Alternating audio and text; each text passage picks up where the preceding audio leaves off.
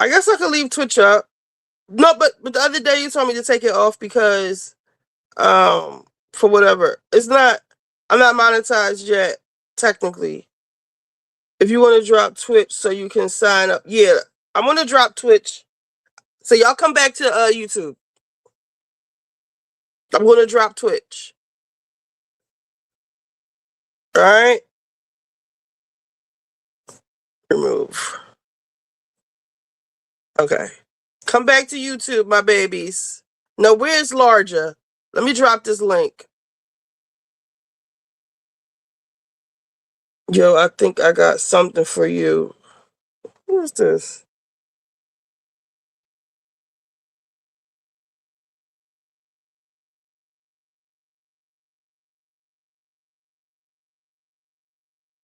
I don't know what that means. Okay. We back again. We back in it. Back at it like a crack addict. Okay. Where is Larger? Come to the front of the class, Larger. All right, let me take Xfinity off. Let me just go with Twitter before they flag me for nothing. Okay. Let's see. Now, where do we start? Do we want... Oh, I didn't drop the link. Let me drop the link. Copy. Yes, we in this bitch. Richie and the Bees. You want to bumble with the bee, huh? Bzzz. Put a hex on the whole... Oh, did y'all see Toni Braxton dancing like Lil' Kim? Let me find it. Okay, so we're going to start with the Mona drama. All right, so let's share this. Okay, if y'all want to come up, you can come up, or you can come up later. Let me see if I can find the Toni Braxton one first. Let me look at my likes. Here she goes. All right, let me make me smaller. Hold on. Here we go. All right. Now, let's look at Miss Braxton. Hey.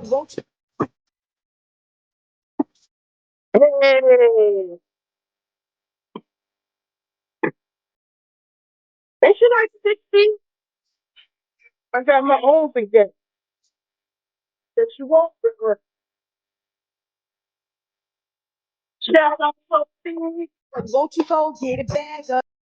All right, let's see who's up here. We have Callie. Now, Callie, you're not gonna black us out tonight. Not yet. Not yet. What's up, Callie? No, I gotta do some stuff, so I might not have time. Don't wait till we get to Minnesota. Wait till we get to Minnesota. What you said she looks drunk. Y'all are a mess. Y'all think it's cute. No, Toni is so slim. And I know that she's touring, so I don't think she's sick, but she's very thin. Very thin. I know she took her implants out. I can tell. Maybe that's why she lost all that weight. Did y'all see what Oprah posted today before I get into the other thing? Yes. About her knee surgery? No. When did Oprah get a daughter? Let me play this for y'all. Let me find it. Oh, she posted something else? Oh, I didn't see that. About the Legends Ball. Hold on. Oprah. Oh, she probably talking about Stedman's daughter. Oh, he has a daughter. Okay. Yeah. She's probably like my age, or if not older. Is this it? Wait, Gabor here. Let me see. Let me find my where's my comments and stuff? Is it in messages? No. Notifications. Okay, let's see.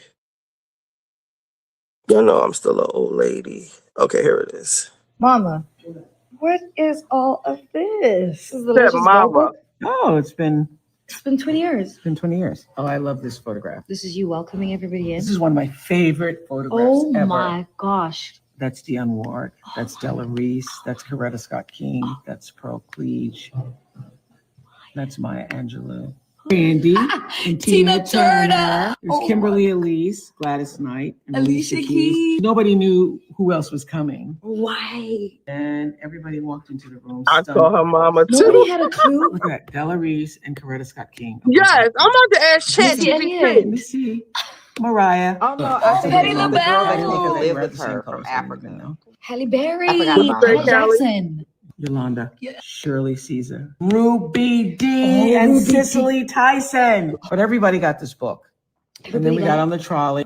It's my trolley. There's my trolley. That trolley's still in the backyard. Yeah. And then we all went down. Kwaku. Where's Beyonce? It's hard to shoot Black women at high noon. What is shocking? Every one of those women is now gone.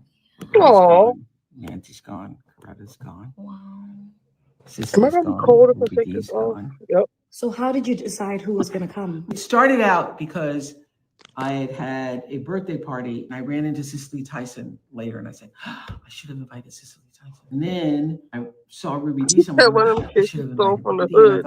Why don't I have a party just for them? Yeah, one of the girls came to live with her, and then she also had 7 that daughters. I crossed over on. Oh, well, yeah. Sure that was a queen lunch. Lisa Ray wasn't invited, and she was pissed because she's not a queen. Okay.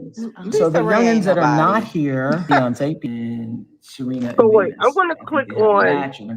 She's just talking. Wait, she does say Beyonce's name. This is like the classic photo. It is. And now the youngins, people like Debbie Allen, Valerie Simpson, they are now legends. Naomi's now a legend. Look, Michelle Obama. Before she was Michelle Obama. If you wanted to have another one, you would have to.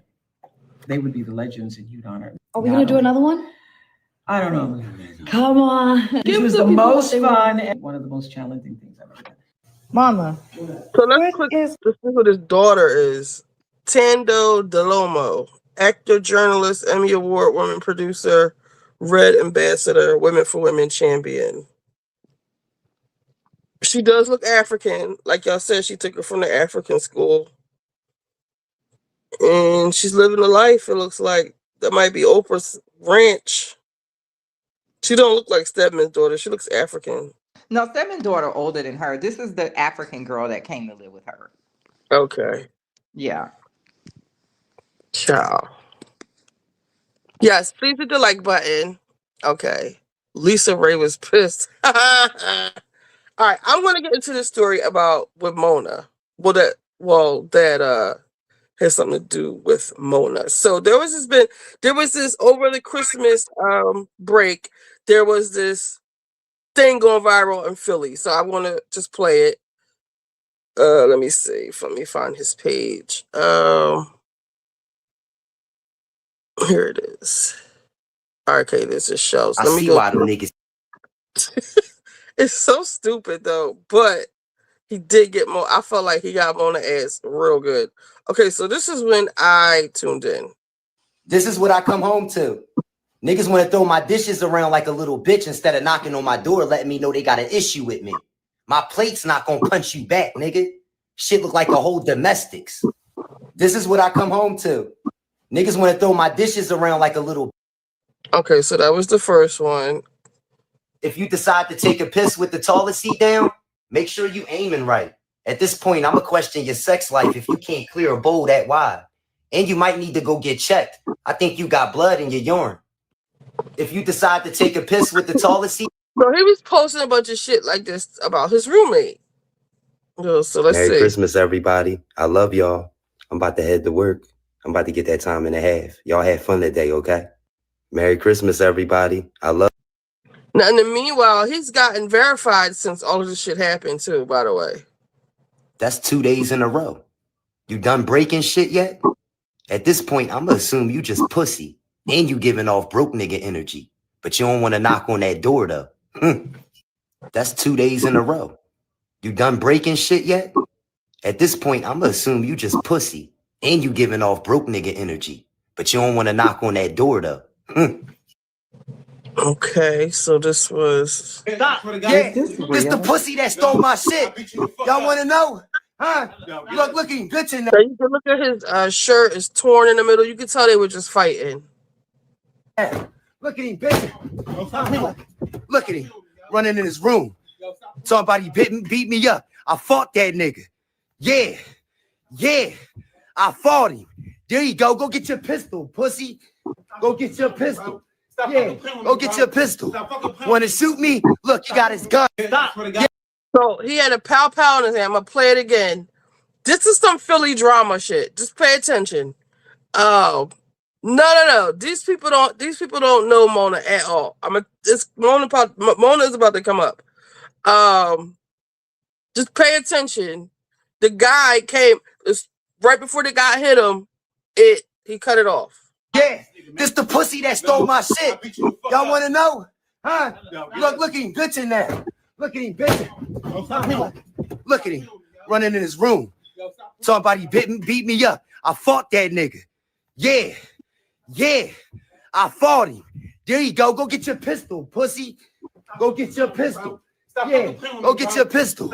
Want to shoot me? Look, he has a gun in his hand, and he's his gun about to hit him. Stop. Yeah, it's the pussy that stole my shit. Y'all want to? So around this time, Mona gets on her. It was on her stories, and she was like, "Are y'all all tuned in to what's going on in Philly? Hey, Philly, are y'all all clocked in?" I wonder if somebody has it. I'm pretty sure DJ Academic does.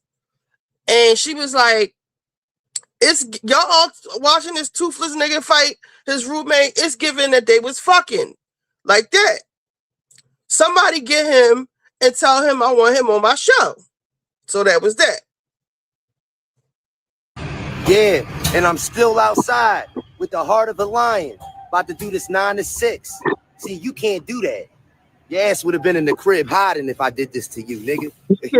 Yeah, and I'm still outside with the heart of a lion, about to do this 9 to 6. See, you can't do that. Your ass would have been in the crib hiding if I did this to you, nigga. Yeah, and I'm still outside. Right, Shelves, backhanded invitation. So technically, she started first because she didn't have to call him toothless. She didn't have to call him gay. And then you're going to say, I want him on my show. She was bitten off of him, but he's serious. And y'all see his eye, right? With the heart of a lion, about to do this 9 to 6. See, you can't do that. Your ass would have been in the crib hiding if I did this to you, nigga. Yeah, and I'm still outside. Wait, sidebar. Yeah. This guy right here, I follow him. He is a gay guy, but this is like the quintessential Philly nigga if he wasn't gay. And if the comments turn off in every picture, the nigga is gay. Ain't he cute? You ain't gotta ask me. And if the comments turn off... Just a sidebar. Somebody told me, I mean, your page cool and all, but keep that gay shit over there. Mind you, your pants be sagging when you bend over, ass hanging out. You don't take care of your kids. Your beard don't connect. You live with your moms. And you think my gay ass wouldn't shoot. Fuck up. I remember when I first came out the closet, all my homies turned their back on me. Maybe they was sad, a little hurt. I mean, embarrassed. I don't know what the fuck it was, but they all stopped talking to me. I even tried to come back around. They said I wasn't welcome around there no more. Even the one who sucked my dick said it. But I never spilled his tea. I kept it to myself. 10, 15 years later, we all cool again, and I still never opened my mouth. That's loyalty. I remember when I first came out the closet. I just saw his name in the comments, and I just think he's so gorgeous. Okay, so back to the story. Oh yeah, he's really cute. He is, thick right? hair too. I know, right?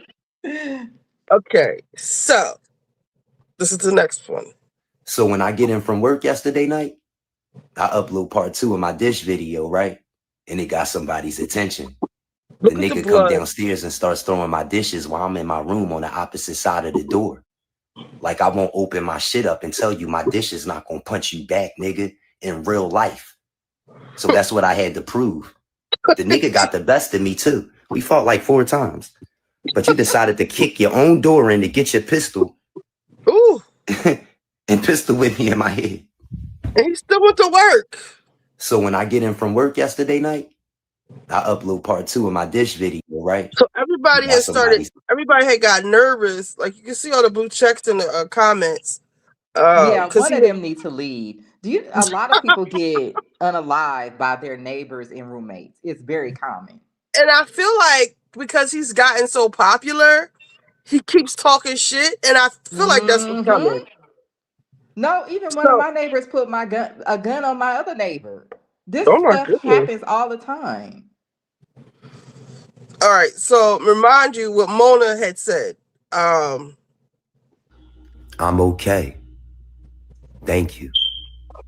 All of y'all. Thank you, man. I wasn't going to talk all that shit and not stand on morals and principles. That's what it's all about.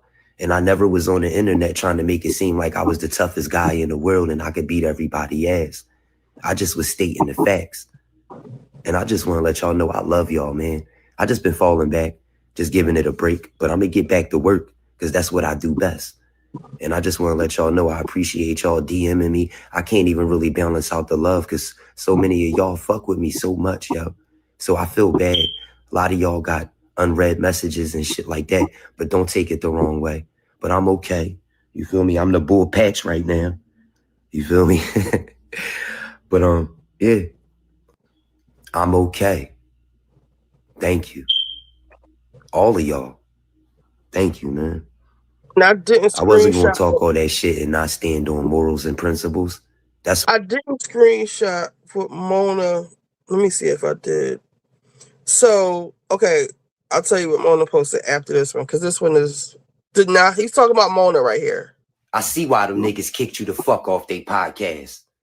Did you ask me for the interview before you started talking shit? Or did you ask me for the interview after you started talking shit? I don't owe you no response, shorty. First of all, you got 1 million ghost followers. You can't help me on no level. My platform bigger than yours, and I got less followers. You need to worry about trying to keep your eyelashes on. And you're a recovering addict. I don't talk to fiends. You're supposed to be in the rehab. And you're not black. You're white. Fuck is you talking about? I see why them niggas kicked you the fuck off they podcast. He talking about Gilly and Wallow. Yes, Philly men are Did different. you ask me for the interview before you started talking shit? Or did you ask me for the interview after you started talking shit? Now, for some reason, let me refresh this. Because this is when, oh, here we go. Academics enters the chat. Did you ask And me? you know, Academics and Mona, they got some shit going on. So, For all the right. interview before you started talking shit? Or did you ask me for the interview after you started talking shit? He has a point, because she called him gay, and she called him toothless, and she said some other shit too, but then said, get him on my podcast. And you see, you got Academics right here. He talking about he's dead. I put, what are you doing here? I think Shubs is down here somewhere. So yeah, he called her a fiend. He said she belonged in a recovery house. I don't owe you no response, shorty. First of all, you got 1 million ghost followers. You can't help me on no level. My platform bigger than yours, and I got less followers. You need to worry about trying to keep your eyelashes on. And you're a recovering addict. I don't talk to fiends. You're supposed to be in the rehab. And you're not black. You're white. Fuck is you talking about? All right, let me see if I can find what Mona posted. Mona, what's this guy's name? Gunna. GunnaShicur. I guess like Tupac Shakur. This nigga is crazy.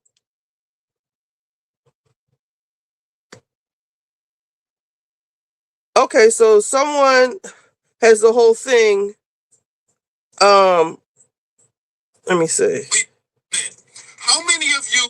A plate's not gonna punch you. Only was doing her thing a lot in the. Who's talking too much? Yo, the man is making a video, right? All right. I'm gonna play this. How can I share this? Share via. All right, here we go. Because hopefully he has what she posted. Mona started fucking with him first. Let's go to it on YouTube. I haven't been to the grocery store in months because this delivery service offers hundreds of high-quality, The crazy. So definitely tune in. How many of you seen this guy on Instagram? This is what I come home to. Niggas want to throw my dishes around like a little bitch instead of knocking on my door, letting me know they got an issue with me. My plate's not gonna punch you back, nigga. Shit look like a whole domestic. Neil, how many of you know Mona? Yo, am I the only person watching this motherfucking saga in Philadelphia? She's on Joe Budden, or I think she's still on Joe Budden. She got her own little podcast going. She was on, you know what I'm saying? She was doing her thing a lot in the comic world or whatever. We know her from, you know, foot on the neck, head butt on frontal. You know, remember the saying? It was going viral everywhere or whatever. So basically, they got into a beef. They're beefing. Here's the beef. Dog, the bald head man with the missing tooth beefing with his fucking room. Yo, the man is making a video, right? He making a video popping it. He like, yeah. That's 2 days in a row.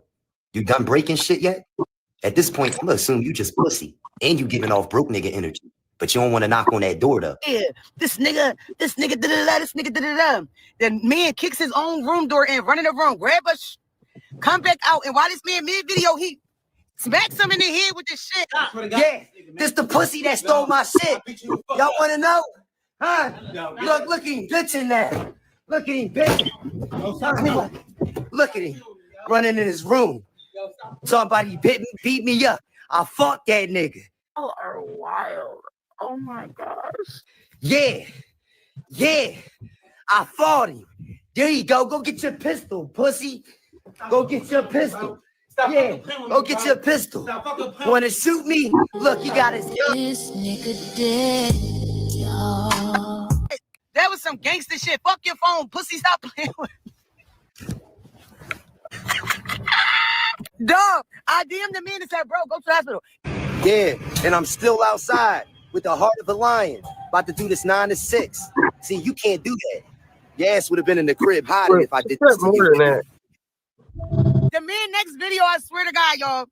Yeah, that nigga put his hands on me. Like, yeah, we seen it. I don't know about y'all, but I'm starting to get a vibe, a poke vibe. Like, are y'all fucking? Did y'all fuck before? Have y'all ever kissed? Mind you, this guy, he kind of arrogant with the fame. Like, we starting to see, like, he doing a little much with the fame. He putting the fame. I can't even walk the streets comfortably anymore. I'm popping too much. I gotta come straight in the house now because I'm scared that a hating ass nigga with motivation might kill me. Listen, Julian, you know what I'm saying? It comes with the good and the bad. This fame stuff going viral and all of that, especially on Instagram. TikTok, yes. Damn, you on TikTok. I've been viral so many times on TikTok. Nobody give a damn. Be like, oh, hey, it's the bull. No, nobody care about viral on YouTube because it's so hard that people just get arrogant and not. He got her to go viral. Nobody give a fuck. You know, money get to the point. So viral on YouTube don't matter. Viral on Instagram is not genuine. Anyway, they starting a race war over there. Elon, leave us the hell alone. But anyway, so he viral on Instagram. As you can see, he's happy he's viral, but he's beefing with Mona. I see why them niggas kicked you the fuck off their podcast. Did you ask me for the interview before you started talking shit? Okay, or so did you this ask isn't me? a good. He's talking the most of this. I don't owe you no response. I don't want to say. I want to show y'all what she posted. You can't help me on no level. My platform bigger than yours. However, Mona dropped this on him in order to combat what he said about her. Okay, so she posted a picture of him. Let me see if it's on her page. Hold on. Because this guy is just doing way too much. I'm going to just play it. Doing a lot, but her reaction to this is really weird. Yes, but she started. I'm going to play her shit too. Let me just rewind what he's saying. I'm going to find the girl. First of all, you got 1 million ghost followers. You can't help me on no level. My platform bigger than yours, and I got less followers. You need to worry about trying to keep your eyelashes on. And you're a recovering addict. I don't talk to fiends. You're supposed to be in the rehab. And you're not black. You're white. Fuck is you talking about? I don't know if I can show it. So what he said about Mona, is he right to feel the way he feel? Yup. Because you're allowed to have your opinion just like she was allowed to have hers. If you don't like what was said about you, then you cannot like it. If somebody says something about me, I don't like it. I got a right not to like it. You feel what I'm saying? And how you said it, if you make it fun or whatever. If you feel like if your ego is up there, you know what I mean? Like he you know, he got a little ego. And you clearly take pride in, you know, who he is, and he seemed like he have a story, as he says. He have story. He got a story. He always online, and he think that he's like he go through such real stuff. You know what I mean? Stuff that nobody ever, or not even that. Not even that. I'm not even gonna do that to him. But he's a real brother, or he seemed like a real brother from his videos. But however, Mona dropped this on him in order to combat what he said about her.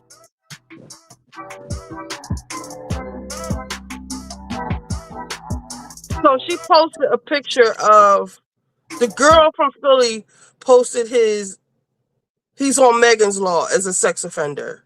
I guess you can't show all his information. I guess it's doxing, but that's what Mona had posted. She didn't say anything after he said that. All right, I'm not finished.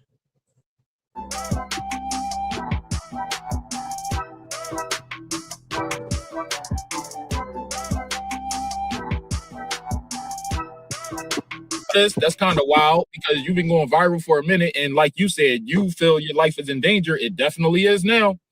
For her to share that on her platform in front of all those people, especially being on one of the being on Joe Budden's spot, that's kind of crazy. Or being associated with his name, doing something like that. Now, can it backfire? Did she dox him? No, but it was leading towards that.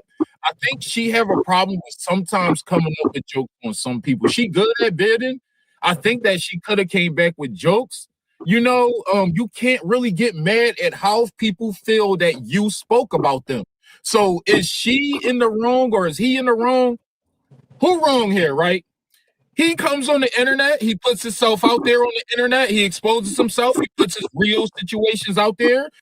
He wants people to see him as a brother who's going through a struggle. And, you know, he don't mind working. He says he worked, but we know underlining, send him some cash at man. Like, you know, we know where this is going. Eventually, things is going to get so bad where you're going to have so many followers. It's going to be a day where it's like I got kicked out of my crib because I was going viral.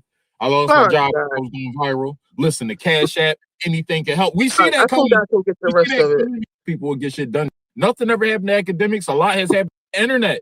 Nobody's like. What's your thoughts? Is he wrong? So I don't really. So she posted that Megan's Law thing. So then, all right, where's Instagram? Okay, Instagram is here. Let's go back here. Or did you ask me for the interview after? Okay, so that was he's got the. All right, so this is when he got his blue check mark. Look what y'all have done. He got verified. Okay. We deleting shit now? Huh? Yeah, she deleted you try to get it. rid of the evidence? I could always pay somebody to recover it. Don't play with me, yo, because I get a bag. I was getting a bag before I went viral. Okay. What? Listen, I got you right here. Bro. Don't make me put you in my pocket. I'm being nice. I don't even know you he's better talking. Stop it while you can. Both of y'all. We deleting shit now? Huh? Okay, so he's letting her know that, you know, bitch, I see. So you went from backbiting to playing victim to deleting shit and then running to go get help. That's a lot of fuck shit. So did somebody call? Oh my God. I ain't got to do none of that. You see how I'm still controlling my platform? Ain't nobody talking for me. Thank you, Caribbean girl.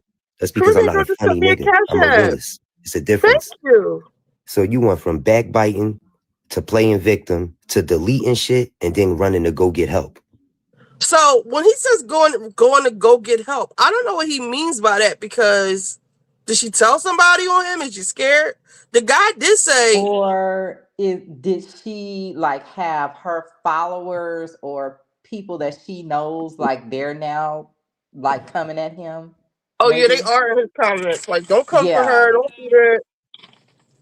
Yeah, that is true. That might be it. Because I don't think I saw That's a lot of fuck shit. I ain't got to do none of that. You see how I'm still controlling my platform? Ain't nobody talking for me. You couldn't beat me on a mental level. That's because I'm not a funny nigga. I'm a realist. It's a difference. So you went from backbiting. Okay. I'm gonna get to Mona. He got. I ain't gonna play all of these. Real shit. I'm about to start asking niggas why you always doing shit. What you got your tampon on? Okay. Niggas talking about be careful. You too worried. You don't believe in me. Fuckers, you keep telling me be careful for like something gonna happen. Shit already popped off. Shut the fuck up. Niggas talking about be careful. You too worried. You don't believe in me. Fuckers, you keep telling me be careful for like something gonna happen. A weirdo. Shit already popped off. Shut the He's fuck up. crazy. Apparently, Niggas talking about be careful. She should have said what she said though. Okay, so people saying be I can't even careful walk the means that streets you need to comfortably stop anymore. antagonizing this man for content. It doesn't mean that we think you can't create content, All right, dummy. so what's her name? Don't call me white girl. All right, so let me tell you what Mona was. So she posted that she took it down, the Megan's Law thing. I don't know if she took it down voluntarily or not. And it looked I'm like she took. wondering if it was real because I She, think if it was real, she would need to take it down. it's real, because the Oh, it girl, is. So other the people said they saw it another too. girl posted it. Yeah, she's got it Mm. all over her page. I'll show you. She's taking a lot of stuff down. I should have saved her stuff. I didn't know she would be doing that. Maybe But you Joe and know them he's reached out to her. tagging her, so he's getting like in the algorithm with her name. So that He's. might have been why she took it down too. I don't know if he tagged. He didn't tag her. You He blocked sure? her. He blocked her. She said he blocked her. So Because this he is what. seemed very thirsty. Because I don't understand this game y'all play about, oh, you Muslim, I ain't gonna get you nothing for Christmas. Oh, you Muslim, I ain't gonna get the kids nothing for Christmas. What the fuck do me being Muslim got to do with my gift All taking right. She had taken everything about him down. So let me tell you. That's why I think he tried to tag her. Somebody probably reached out to her and was like, "Don't even engage with him." So she had posted something like, cause he struck a nerve. Let me see. That's Jim Jones. That was But what will later. happen, like if she is engaging with him and people start to Google her, his name will come up too, and he'll be riding off of her name. And it will be up there for years like that. That's why a lot of celebrities will not engage with these people. Let me see if I could find. She had said she was like, people talking about me and I had a stroke. I guess she had posted something about her eyelashes. Don't talk about my eyelashes. Help me. I could tell that it had really bothered her. I'm so mad that I didn't save any of the stuff that she posted. Oh, Mona, I'm mad that you took it down. Don't stand on that shit. Me, white. But I hear what you're saying. Don't call me white girl, Mona. Let me see if it comes up. Oh, that is so corny. She took it down. All right, that's Tony the closer.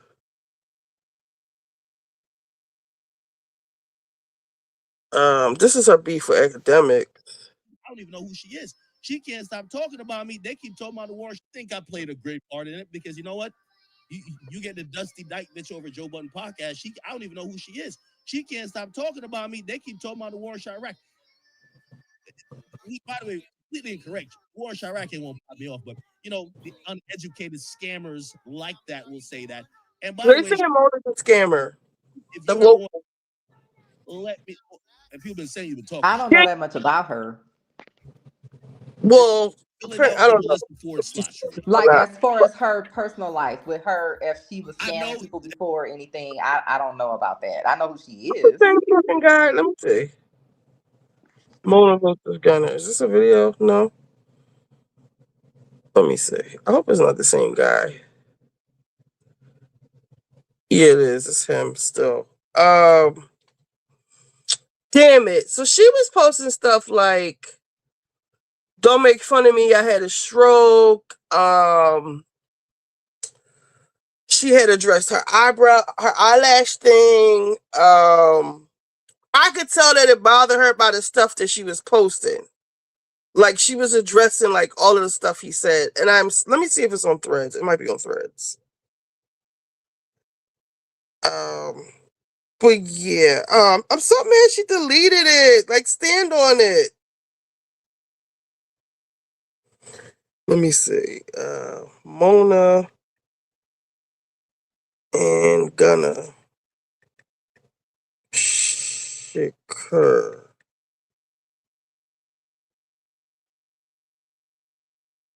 No. Thread search engine is not let me just type GunnaShicur. Man, alright, well. She was okay, GunnaShicur is on here. No, me and GunnaShicur not beefing. Okay, let me boyfriend shocks. He doesn't have. There's only 2 posts about him on here. I will find Mona's replies. There's somebody got them somewhere. Not me. No, me and GunnaShicur not beefing. Anything I'm posting in regards to him is what he asked me to post. That's my cousin. That was his cousin he was fighting. Well, he recovers, but stay tuned. Okay, so I mean, the fame is clearly going to his head, but this guy, I'm mad that he doesn't have Mona's response. How long ago did he do this? This was done a day ago, so he should have. Let me check. Let me click. Don't call me white girl.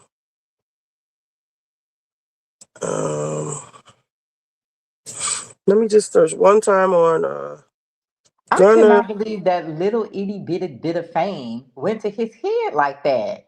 He up here talking about I was getting a bag and I was getting a bag. I'm like, dude, you had a roommate and was missing a tooth. You wasn't getting no bag. You was going to somebody else's company to work at 6 in the morning. Somebody Like, who in a recovery house and possibly on a registry somewhere. He's famous. He's got a blue check now. Shit. You can't tell that nigga online. He is loving it. Okay. Let's see. It's only that one guy with the video so far. This is the end of an era. Oh, she has a channel now, a YouTube channel, her own YouTube channel, because she got kicked off of Instagram for talking about the Palestinians and the Jews. All right, this is what I'm looking at, in case I can't see. We can explore her channel maybe later if we have time. I want to get to the other topics.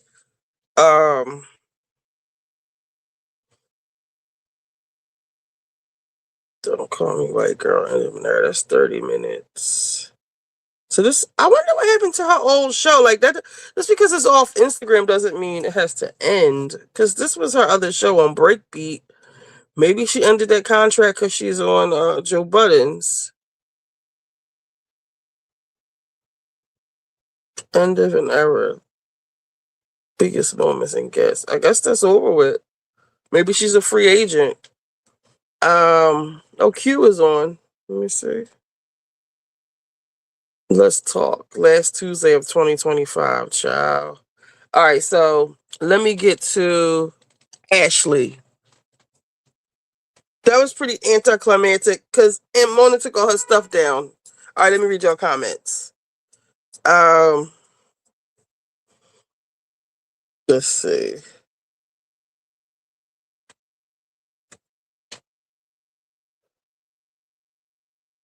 Damn. Look, I'm mess too. This not jobless. All right. Damn. All right, what is going on? He is insane. I don't blame him for still going to work. He ain't missing no 8 hours. We've seen people be killed on live before. Remember that man who offed his wife? That guy's his cousin, so they're saying he needs a new place. The smoke detector battery makes me and the dogs go mad. Where does he work, child? You know they be working for the city, like a trash truck, the sanitation workers, stuff like that. Probably or Amazon. He probably work at FedEx or the city. I just said that. Philly men are different. Ooh, he got her, didn't he? He got her. Baby, a hit dog was hollering because she was like, I had a stroke, and y'all making fun of my disability. And she was just going on and on. I said, oh, girl, he got you. Then she started trying to make jokes, but I can tell she is black. Hey, Candy. I know a nigga that can read down, and she should have left him alone because he going live. He doing live shows. He don't be having nothing but right. And this fame he has is going to his head. He got a blue check now. Mona, baby, you should have sat there and ate your food. Yes, Caribbean girl. My boo. Toothless, not jobless. Exactly, because nigga got a job. He looks like he ain't to be fucked with. He will go there. His page is really funny because he got a mattress on the floor and how that's better for you anyway, and y'all worried about the wrong shit. Always look a mess. No, he ain't crazy. No, he ain't crazy. If Mona started, then she wrong. I wouldn't mess with dude. He is fearless. That part too. A bike in the kitchen. How dreadful. Demon, stop. Who is this fella? He is just somebody who lives in Philly. Niggas that fight every day and go live and then go to work are not to be played with. This nigga said, go ahead, pow me, Lord. Not me. I'm running like Shikari. I'm worried for him. A lot of people were worried for him because he didn't post for like 2 days. She has that piece of hair sticking out. And Mona, you're not the most put together person to be talking shit about anybody, really. Shit. It's his page. Exactly. Yes, he is popping now. He is funny he's funny to the whole Philly. Y'all, you should see how many comments he has. He looks like Joe Button. Y'all, Mona, just say you wanted to go live with him instead of doing that. Right. I think she would have been cool had she not insulted him and said he was fucking his cousin. Because that's probably what made him mad. And he's not that type of. Also, it is this thing that some of these women have that every time a man do something they don't like, oh, he gay. Mm-hmm. I'm like, what the hell? Where are you getting this from? I'm not saying that it's anything wrong with being gay, but it's just like, it just seems like any time you see a man do something you don't like, oh, he gay. And also, she should know he was going to be ready for motherfuckers who get Joan on for their teeth for being fat or any other physical attributes. Stay ready. He got cracked so much. Right, you can tell don't nothing bother him. Hood reporter. Gasp. Check Citizens app. Touching my pearls. She looked like the Ice Spice in that photo. Do that nigga got one loose braid hanging like a little piece of leaf out? Probably. I ain't even really look at him. She wrong, but oh well, he's a predator. Yeah, I wish we could show up, but I guess that's doxing. He is certifiable. That's why I wouldn't have said all of that. This what got his ass beat last time he talked too much. Now he's turning into the villain. That's what somebody in the comments said. Thank you, Caribbean girl. You're welcome. Okay, yes. Cash at me. What Tamar say? You can pay. What Tamar say? You can say sorry to me and cash at Tamar, please. Why would we apologize to her? You still don't understand why she's owed an apology. You still I'm derailing. Sorry. He was. Wait, real quick. Whether he was technically married or not, that's still her man. Exactly. What the hell is she talking about? And that's why I believe Tawanda. And I saw what the fuck I saw on stage with Birdman. I don't care what nobody say. I wonder if it was Joe. It probably was. Because she was like going bar for bar with him. He would post something, she would post something. And then somebody said something to her and she was like, I'm blocked. So she was trying to watch, he blocked her. She's not ready for mainstream. Because remember, I was in here typing to her like, Mona, you got too much to lose to be doing and talking about you going to fight people and you here and all this. You should have reached out to him like privately and had him on your show. But you don't even have a show. That's what Cardi should be doing. Oh, we're going to get on her next. That's what Cardi should be doing. She can't help herself. Got to screen record motherfuckers. Loves post and delete. I really wish I would. I thought she was the type of bitch to stand on, on business. But I get it. Somebody probably told her to take this shit down because he would just keep going. You see how hype he is. She went to prison. What are her charges? Child, we could look that up because it's all public record. I've been hearing about her being a scammer, and a woman went to her show. Yes, remember that? She did say she was a felon on the pod. Yeah, she went to jail. She had a previous life. Disheveled as fuck. She stole that man's husband. Yes, Tamar is still wrong. Yes. Forgot about that on stage with Birdman. I didn't. He appeared and portrayed himself as a married man. Okay, and if he wants to say they were separated, okay, that's what you say, Mendices. But I remember, let me look it up. Tamar and Yandy being friends. I'm sorry. Let me look this up. Tamar. It probably won't come up anymore. Especially when they were doing their like Black Lives Matter shit. When Yandy was like being Sojourner Truth.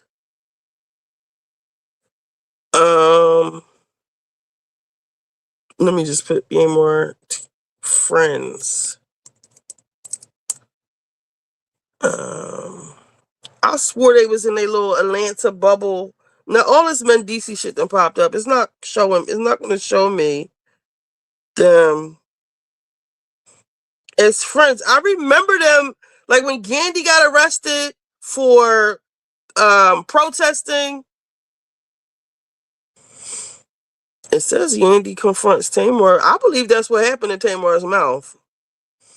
It's not going to show me because all this Mendici stuff is up here now in the algorithm. They were friends, okay? I don't think nothing happened to Tamar. I think Tamar was trying to do a publicity stunt and it didn't go over well. And she just tried to she just kept lying because she didn't know what to do. I would believe that too, but I believe Yandy probably stepped to her, and I believe nothing happened. Tamar was trying to be the fuck smart, as to say like, "I will tell on you, Yandy, like, and send you to jail." Because Tamar gives me. Oh no, Tamar ain't gonna fight. Tamar gonna have you locked up. She's that That's what type I'm of saying. chick. She's It was not like gonna fight nobody. Yandy. If you think about it, ain't No, nothing you would happened. be a fool to try to fight her because she's not gonna fight you. She gonna call the police on you.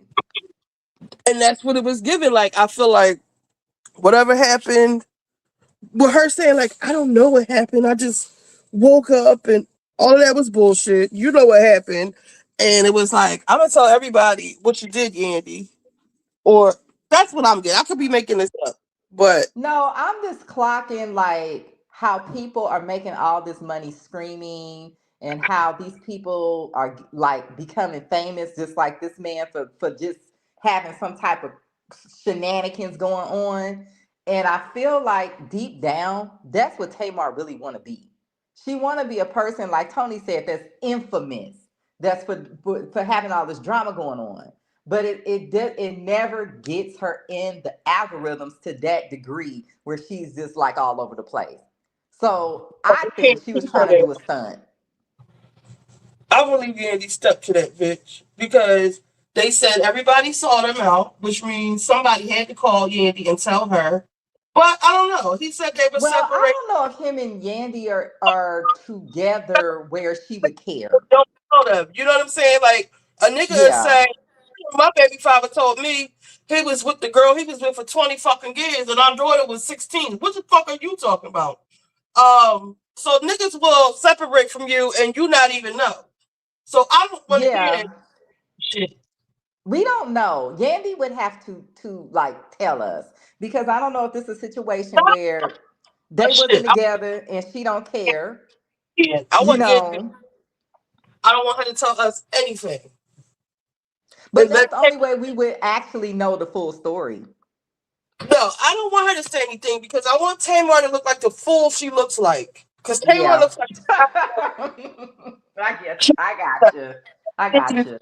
high road and not even address the foolishness. Because they both look stupid and they do it. It's almost like they're trying to egg her on into this. And Tamara loves nothing more than to have more drama for Yandy to enter the chat. I wouldn't get that to No, Tamar. Tamar wants to be one of these people that are like she wants to be an older Krishan Rock. That's the only way I could put it. She wants to be one of these people that got all these people in her chat, all these people in her live, because she constantly in mess, she constantly in drama, and her mess and her drama is not paying off. And I feel like she's still chasing that. She still wants to be this infamous person. All right. Well, we're going to get off Tamar because I'm not giving her that. I want to get on this fucking Ashley and Charisse. Oh Lord. Whatever. I'm going Both to of start. them need to be kicked off the show. Bye. Well, Charisse ain't on the show. Charisse is on there for free. Let me read your comments real quick before we change it. Oh, let's see. Tamar was wrong. Yes, she was. I forgot about that. Okay, I didn't. He appeared to portray himself as a married man. Yandy Luther King. That sure did phase out, did it?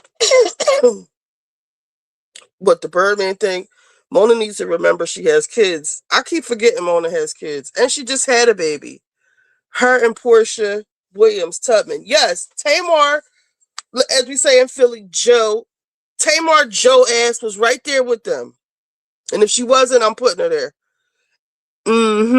Mendici and Yandy had a public marriage. Right, and the ceremony was guests that aired on VH1. That was her fucking man.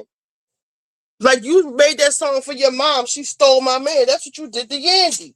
And Jermaine Dupri, mom, that's what you did to her. Weren't you fucking Jermaine Dupri, daddy? And Lord knows whoever else. Well, that was his second wife. That wasn't the mama, but yeah. Well, The brat already told us what happened because she was there.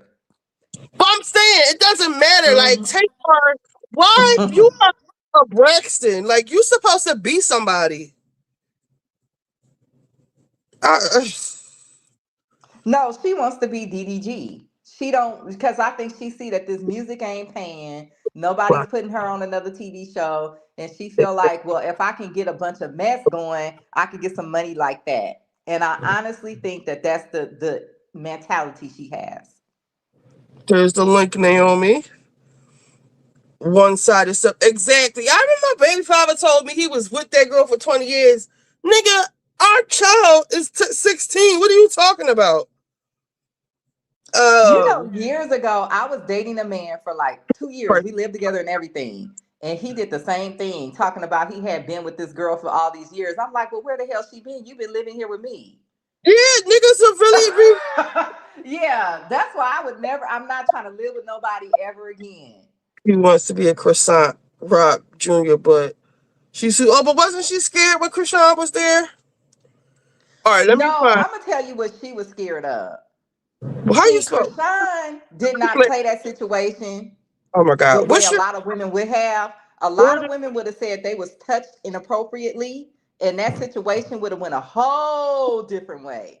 And Tamar would have ended up getting sued, and all kind of stuff would have happened. So that's why Tamar was over there being quiet. All right, so let's listen to this little clip right here of Charisse, and I'm gonna give my opinion. Oh, I didn't even share it. We're friends. They're friends. Fun. You know, it's just sleep with their friends. We're friends. They're friends. Fun. You know, it's tacky. No, you're tacky. Need a story, and I think honestly, part of me wants to be in denial about it. Honestly, because I don't want to believe that she could be that low to want to use my son for a storyline. Because when Andy, I saw on Watch What Happened Live. I always say that wrong. Watch What Happens Live. He asked her, did I know? And then she said something about, she looked at her camera lights in her house. So now you're implying that you don't have my son in my house. See, this is the shit you should have said when we were sitting in the restaurant if you wanted a reaction. Not, Jackson kind of kissed me. That, type of thing. But now it's a whole, it's crazy. Well, yeah, of course she does. What about Giselle? Have you spoken to Giselle about this? She's probably talked to Giselle. That's where Robin would know her information from. Okay. But just because it's coming from Giselle don't mean it's necessarily true either, because her and Ashley sit in the laboratory and create stories for everybody except themselves, really. So it is what it is, you know.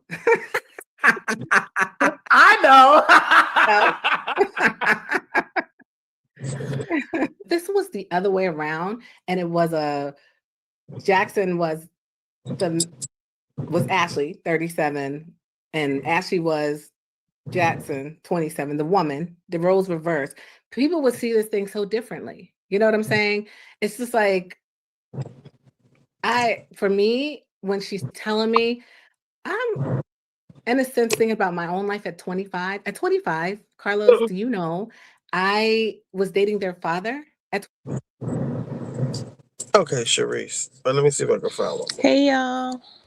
Naomi! What's going on? Happy holidays. Hey, happy holidays. I know it's almost New Year's. I'm excited. And thing. I'm letting go of a lot of fucking people in my life. Like, I'm just having the worst day ever, and I'm so Oh no. Oh no. Yeah, it's not good. Like, I'm supposed to be starting school on Monday, and the daycare that my son goes to, he just makes me feel like they make me feel like he's not wanted there. And I just don't want to send him there. Like, I just have a bad feeling about it. And there's this girl in my building who, like, I've gotten pretty close to over the past little while, and she's like going through a hard time. So I'm like always helping her out, like just giving her gas money for her car and stuff, and just like going out of my way to help her. And then she's like always watching other people's kids in the building. So I'm like, okay, let me just ask her if she can just watch him for like just a little bit, like 2 weeks. It's literally only for an hour and a half, twice a week, and just for like a couple of weeks until I can like change everything over to my online, like digital. And she's like, oh, I can't commit to anything right now. And she literally just watched this other girl's kid and nobody even asked her. Like, I was like venting to her about how I couldn't watch this girl's kid, and she's like, oh, I'll do it. And like now when I'm asking her, like, I really need the help, she's like, oh, I can't commit right now. Like, what the fuck is that shit? That's some bullshit. Don't give her another. Yeah. Don't help her again. Like, am I tripping? I'm like literally like I'm literally so like, what the fuck is wrong with people? Like, I don't understand. Like, I'm literally your real friend, and I fucking do so much to help you and go out of my way just because I know you're struggling and broke and you're driving this expensive ass car that you can't afford. And like, I really need the help because I don't want to send my fucking school to this son where I'm not comfortable with him going, and you can't fucking do that. Like, she lives across the hallway from me. She would literally just have, and I'm gonna pay her. It's not like nobody ever pays her. And I literally said, I'm going to pay you. Like, Not Ashley, Naomi, God works in mysterious ways. He might be protecting you for something worse. Okay. Just her car.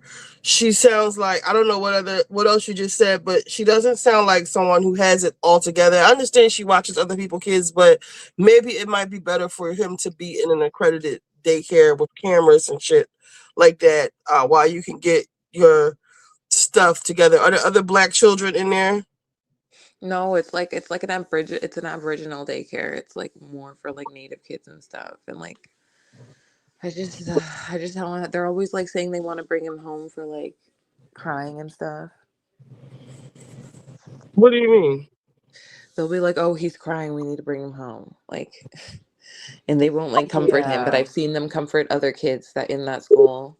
I don't like it. I don't like it either. Yeah, it's like really stressing me out because I'm supposed to be starting school on Monday, and I was really excited. I wish I could watch him. Oh yeah, you too far away. Can you find what's today? It's Tuesday now. Like, and I asked her freaking so long ago, and she's like, oh, give me some time to think about it. Like, fuck her. I don't want her watching him because she said no. I mean, that don't sound right. I don't trust her. You don't want somebody who is mean to children, or the house is dirty, or he can swallow a Lego, or something bad could happen to him, and you have no recourse whatsoever because she doesn't even have shit, and it'll be hard to prove anything. You can find another daycare, or, well, I know like in Philly, there's like a million daycares, even people with like at-home daycares. Like, you can get on this. You can call people tomorrow. You can call people Friday. it's hard. Like, there's so many. There's no daycares fit Hour spots and a for half. him. Look at it like this. You said you only need it for an hour and a half. You can leave him there for an hour and a half and go pick him right up when you're finished until you find a new daycare. Yeah, that's what I'm gonna do. I'm probably just gonna send him for the first day, and then I'm gonna talk to the professor and ask him if I can just do the online course. To get acclimated to being in a daycare. He's probably up under you all the time. He's probably like a little mama. No, he was in school for so long. He usually loves going to school, and he like does not like going to the school at all. Like, he like will cry sometimes when he sees the bus, and he's never been like that. And I don't like that. But don't Like, read too much into that because I actually am getting a worse feeling from this girl because she said no. She's your friend. She's probably jealous of you, and you don't want her. You're going to school like you're elevating yourself. yeah, like I don't understand why she wouldn't want to help me. Like Like, Or she even hates she you. got something going on in her house. She don't want your kid there. no, Fuck but she that. could just come to my house. I'm literally right across the hall from her. All she would have to do is come and sit on my couch for a half an hour and just lay on my couch. Like, Naomi, she is hating. Mm-mm. You are elevating yourself, and she can't even pay for gas. If a motherfucker hates you, they hate your baby too. Know that, okay? like She it's will so crazy. to your baby. Listen to me. I know bitches, okay? Do something to your fucking baby. Fuck her. You don't want, even if she want to watch your kid now, I wouldn't let her. She's jealous. The fact that she No, even I'm said, done with no, her. I gotta think about it. Bitch, fuck you and your broke ass. And what else you got going over there? You bum ass bitch. For real, for real. You're not even doing shit. You're not even doing shit. You Yeah, it need would be one thing if she said, I have a job interview, how I'm fucked not gonna up be it is. home. Callie, Yeah, hold but on. This is how fucked up it is. She needs the money and she don't even want to help mm-hmm. you. That's how much she Mm-hmm. Exactly. thinks on you. So stop crying about that bitch. Fuck her. You are doing something better in life than her, and she can't fucking take it. I will feel better with him at the daycare, and then that'll give you. You can come pick him up right after you get out of school, and you can start tomorrow because people still be in daycare tomorrow. Call around and find a new daycare for him. Yeah, he's on the waiting list. They have a daycare at my college. I'm on an island and it's in like a small town. There's no daycare spots. It's like so packed. And it's hard to get into the one that he's at right now, like the one that he's waiting to get into, but they're opening up new spaces in the new year. But I'm just gonna switch all of my classes to digital anyways, because that's what I'm gonna have to do. I That's already the best thing. Yeah, I'm Once just you gonna put do it digital. There's just the one course that I had in person is the one that I am gonna have to try to change to digital, but the digital is all full right now. So I'm like, I'm gonna try to just talk to the professor and see if he'll let me just go digital, even though I'm registered for the in-person class because the digital is all full and it's probably not gonna be unfull. Okay, so we got a few comments. Lisa says, preach, Richie. Amy says, put their baby in daycare. Caribbean girl says, on some real shit, Nene, you're going to have to hustle for the men's time and make it work. But know that this is temporary. You're stuck. You're on track for a bigger and better things. It won't be forever. Right. Oh, thank you. That bitch across the hall. I don't want her over there with them. I know I'm done. I just unfriended her from Facebook. I'm like, fuck you, man. I would look at her. I wouldn't even fucking speak to that bitch. And even when she says, all right, I'll watch him, don't send your baby over there because she'll be pinching him. He'll be falling and shit. She'll be snatching him. I don't want her over there with them because she said no. And she know you really need help and that will really help you. That means she doesn't. She's trying to make shit hard for you so you can't do what you need to do. Fuck her. Yeah, Uh, I'm done. Like that's just is so crazy to me. Like that is yeah, so don't, crazy to me how people do don't that. This is why I let don't that, like getting close to people. Like that's just one bad apple. You'll find your village.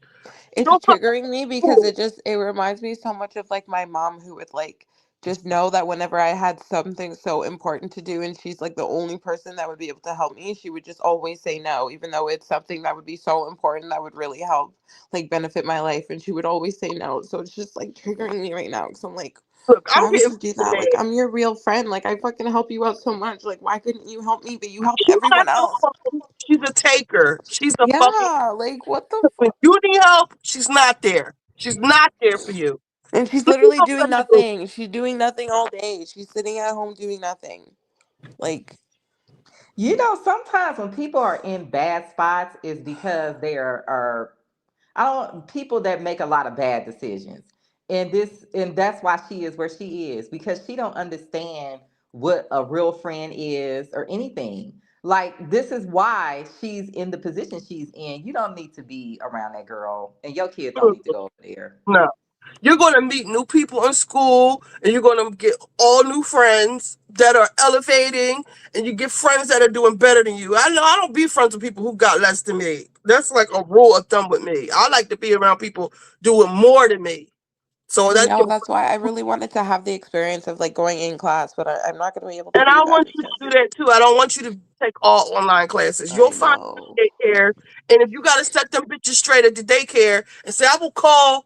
I don't know who y'all got, what authorities y'all got down there to call it. I will call the motherfuckers down here to come and make sure don't play with me. Why is he fucking crying like that?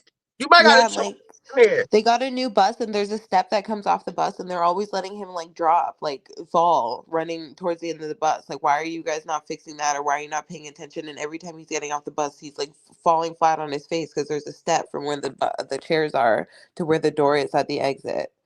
You might have to show your ass. Why is he falling? Why are you letting him fall? I will call my fucking lawyer. Yeah, like I really just have a bad feeling. Like I don't like, and like the indigenous people are very like notoriously racist against Black people. Yeah, that's because we was the real indigenous people, but that's a whole other story.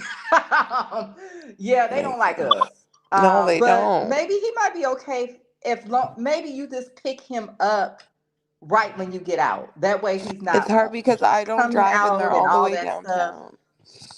And the thing is, he's only in the school for freaking 3 or 4 hours. He goes from like 8:30 till he gets back at 11:30. And Stop he used to, making you upset. You coming there like I don't know, because you don't want to make it bad for him. But why are you letting him fall? Why? I will. You could come. I don't know if you could come in with a camera or who is their governing authority. I don't even know, probably the You BC, need the to British find out Columbia. who you can call. And threaten them. I will call here. It could be Department of Human Services or it's called CCIS here. I will call. I will have the license revoke. Hi, buddy. Hi. Look who's awake, my buddy. Come on, buddy. I'm not with it. Oh no, you got all of the chippies. And he can talk. He can tell you what's going on. It's okay, buddy. I can't. Good job. Well, And he's you on know, the. Oops, sorry. Oh my gosh, sorry. He's he's on the. have your camera out because you could Yeah, see bag on this too. You can sue the shit out of them too. By the time it's said and done. Right. I know. I think your water might be empty. He's on like a wait list to see like a speech therapist because he can speak and stuff, but he doesn't fully form his words and stuff all the way yet, so he can't really tell me like everything that's happening. And I don't like that either. When you sit on the bus, the thing you was talking about, have your fucking camera out and say, I will have this shit shut down. Y'all can play with me if y'all want to. I will shut this shit down. This will be named the Naomi, whatever school of Black boys, whatever you want to. Have the fucking camera out and let them know I see you bitches. I know it's fucked up because I'm literally just gonna, if I can't get switched over to the digital class for that thing, I'm just gonna drop it and do another digital one for this semester and then get into it for digital next semester. But I'm literally just gonna send him for the one day and that's it. Because I only need one day to figure it out. So that's all I'm gonna do. But just I literally have the worst feeling about sending him. Like I don't even want to send him. Like that's how bad it is. The Caribbean girl says I struggle to make it work, but I'll be damned if I let a motherfucker use me. Girl, are you in Cali? I'll watch him if I could. Folks like that play on your vulnerabilities. Fuck out of here. Friendship is a two-way street. Nene, I'm in tears. Please stop. You know Amy path. Okay. As y'all see, I get mad real quick and go into protecting mode. Try to be nice, but after that, it's fuck her. It's done. She's shown you who she is. And don't be begging bitches either. That's what Candy says. Exactly. Don't ask her for shit else. Say less, move on. Never let her see you groveling. Nah, fuck that. Call the news on the laws on the daycare. Yeah, if you fall, like you gotta make a report, all of that shit. Like you have to draw. When I say draw, like when you go there, when he falls, I need an incident report right now. You're gonna everybody gonna be late for school. Incident report right now. Have your Yeah, they camera. don't even do any of that. You have to do all of that. Tap into your inner Richie, your inner bitch. Like, be that person. Y'all gonna stop playing with me today. Because all you do what you allow them They know you can come here like a fucking hurricane or a tornado. They won't play with you as much, and he won't be here that long. But I really think that girl might be worse because she doesn't like you. I just don't Don't like, even. they don't like your baby neither. Yeah, Yeah. like I don't want him to be anywhere he's not wanted. Like he was so loved at his other school, he loved going there, and they just give me the worst vibes, and they'll text me and be like, "Oh, he's crying, we want to send him home." But I've seen them comfort other kids who were screaming at the top of their lungs, having like full on psycho panic attacks, and they'd be back there like calming them down. It's like, why don't you guys want to just comfort him? Like, you Listen, know? call the daycare. No. I will call the daycare for you. No, because I actually need him to go for the one day so I can go talk to my No, professor that one day. I will call them. I won't be calling and screaming. You can be on the phone. No, I'm just gonna use them for the one day and that's it. And then I'm gonna figure it out in that one day. Just go in that motherfucker and speak with all your intentions in your heart. And if all else fails, cry. No, don't cry in front of them. Like I literally told them, like I told them, I spoke to them specifically. I'm starting school in January. I had multiple conversations with them.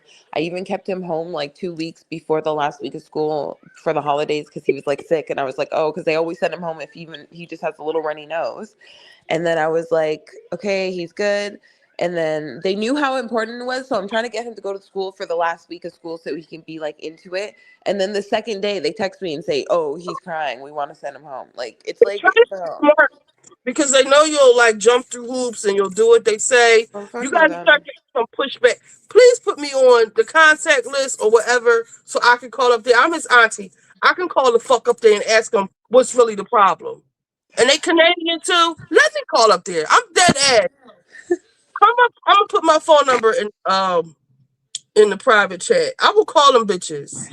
Yeah, and like I know I haven't told you guys this, but like last November I moved across the country. I'm in a new province and I don't have any family or anything here. So like I literally don't have anyone like around me. I never really had family anyways, but at least I had my mom, like my one mom who's a piece of shit, but she would at least help sometimes with my kids. But now I have absolutely no one. So like the only childcare I ever have is like when he goes to school and then when my daughter's in school.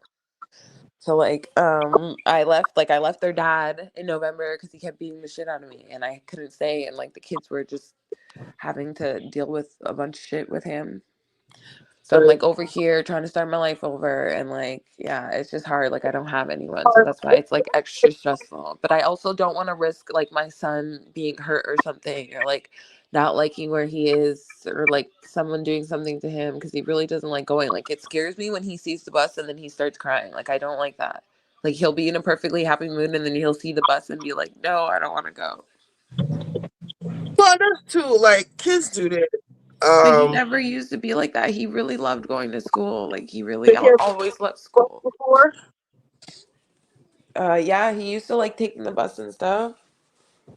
So it's these motherfuckers.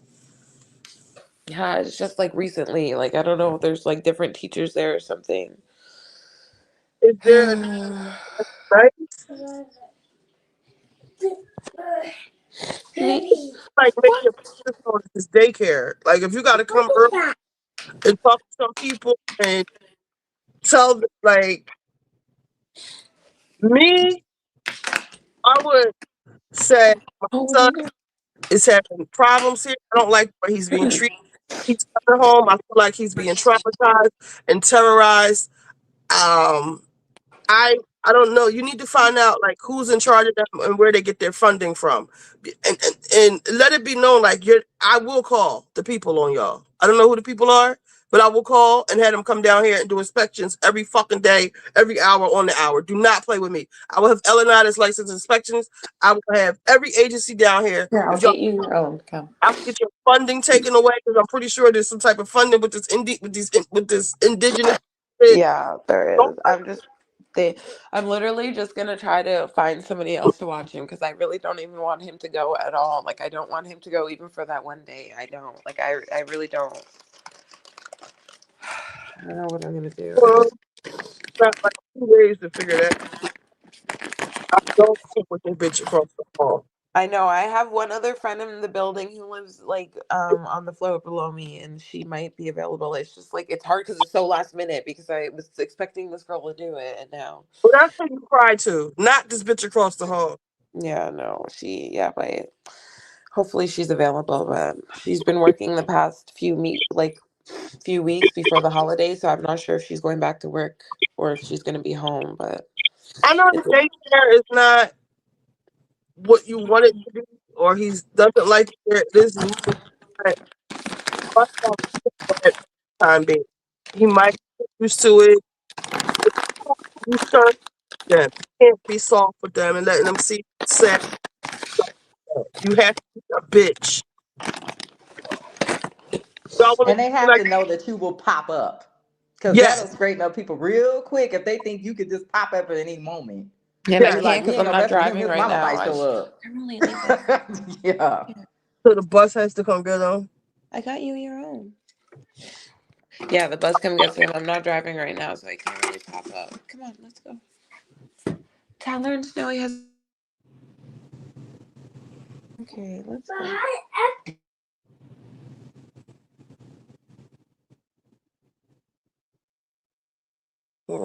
Oh, this fucking hair coming out Yeah, of my. my niece went through a lot of this with her daughter, and my mom has been helping her a lot because there's a lot of issues dealing with these daycares. And this daycare is a good daycare, but this lady, she just got so many rules, and she wants them to, wear these uniforms, and she's closed on any holiday. She's closed.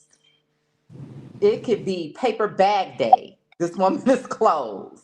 So, yeah, I hear this all the time. See how they get their funding.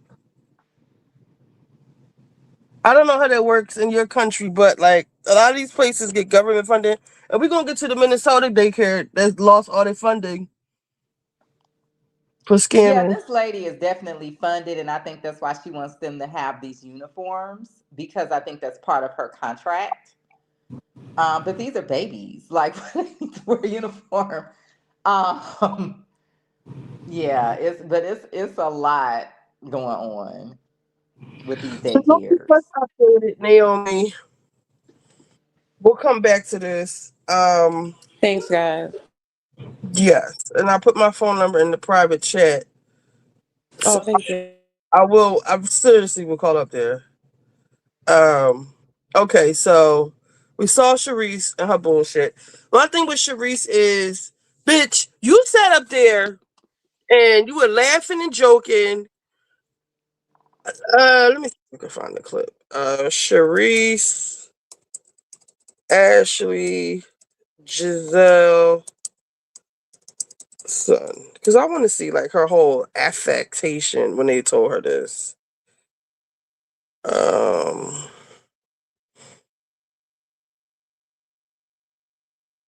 Oh, this other shit's popping up. If somebody could find that clip, is this it? That is not your end to this group. Talking about that is not your end to this group. Charisse, No.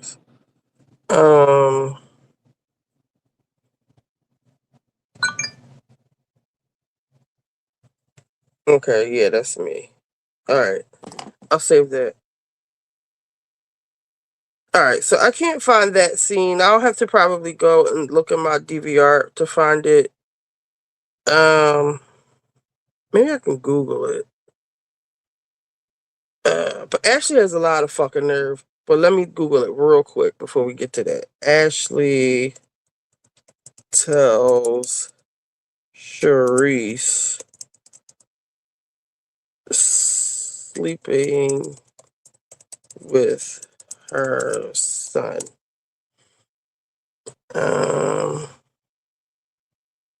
Up and Adam, no thank you. Ashley confessed she hooked up. Okay, that's on Reddit. All right, let's look at this. Ashley, look who's here. Hi, Jackson.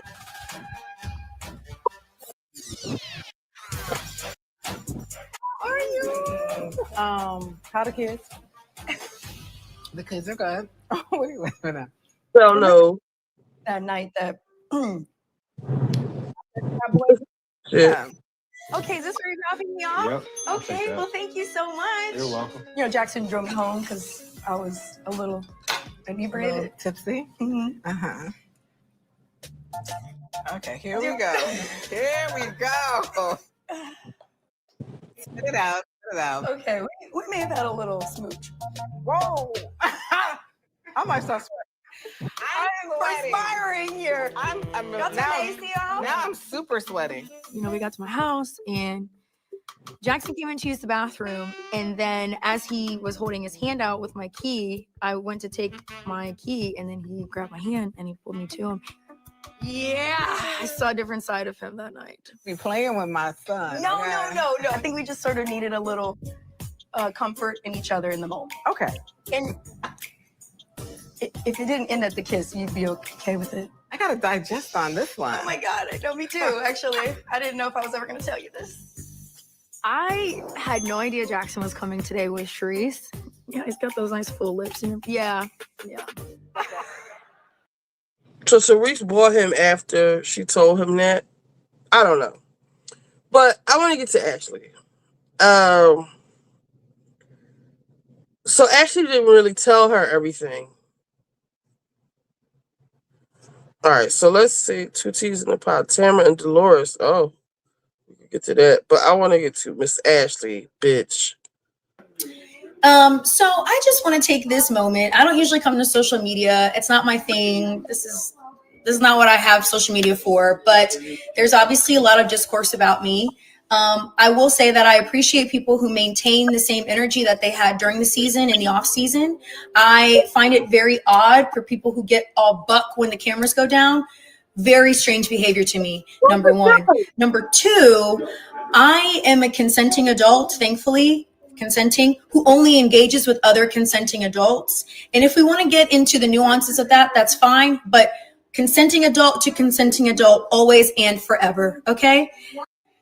So that's it, y'all. That's all I'm going to say about the issue right now. I'm not one to engage on social media like that. It's never been my forte. I will be perched and ready sitting on the couch at the reunion. I'm happy for anyone else who needs to use this opportunity for their 15 minutes of fame. Love for you to have that. Enjoy that. I also can acknowledge and take ownership of something that I maybe did wrong in a situation, but what I will not take ownership of is a false rumor or narrative about me that is completely untrue. I abide by the law. I respect the law. I don't do anything that violates the law, and I'm going to continue that way. So let's not perpetuate that because it's never been true and never will be true. So wait, what was law breaking about what she did? What were the people saying? Let me read the comment. Well, people are saying, and I even heard Gabor say this, and I have been saying this even before this happened. Ashley has a creepy, predatory vibe to her. The way that she carries herself, the way she interacts with people is just something that it just give off predator. And I said this last season. So I'm not just saying this because it is.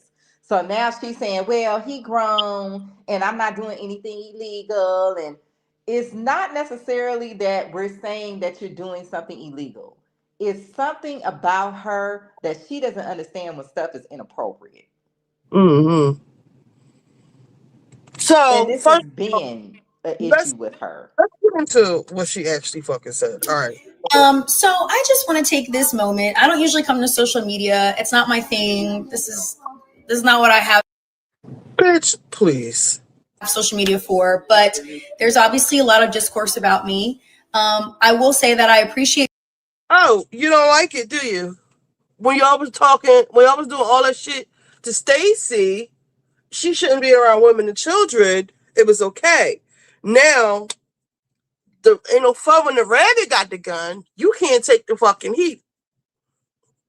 People who maintain the same energy that they had during the season and the off season. I find it very odd for people. You're talking about Charisse, bitch. You did not tell Charisse the full truth when your punk ass was sitting at the table. Let's rewind. You told her. Tipsy?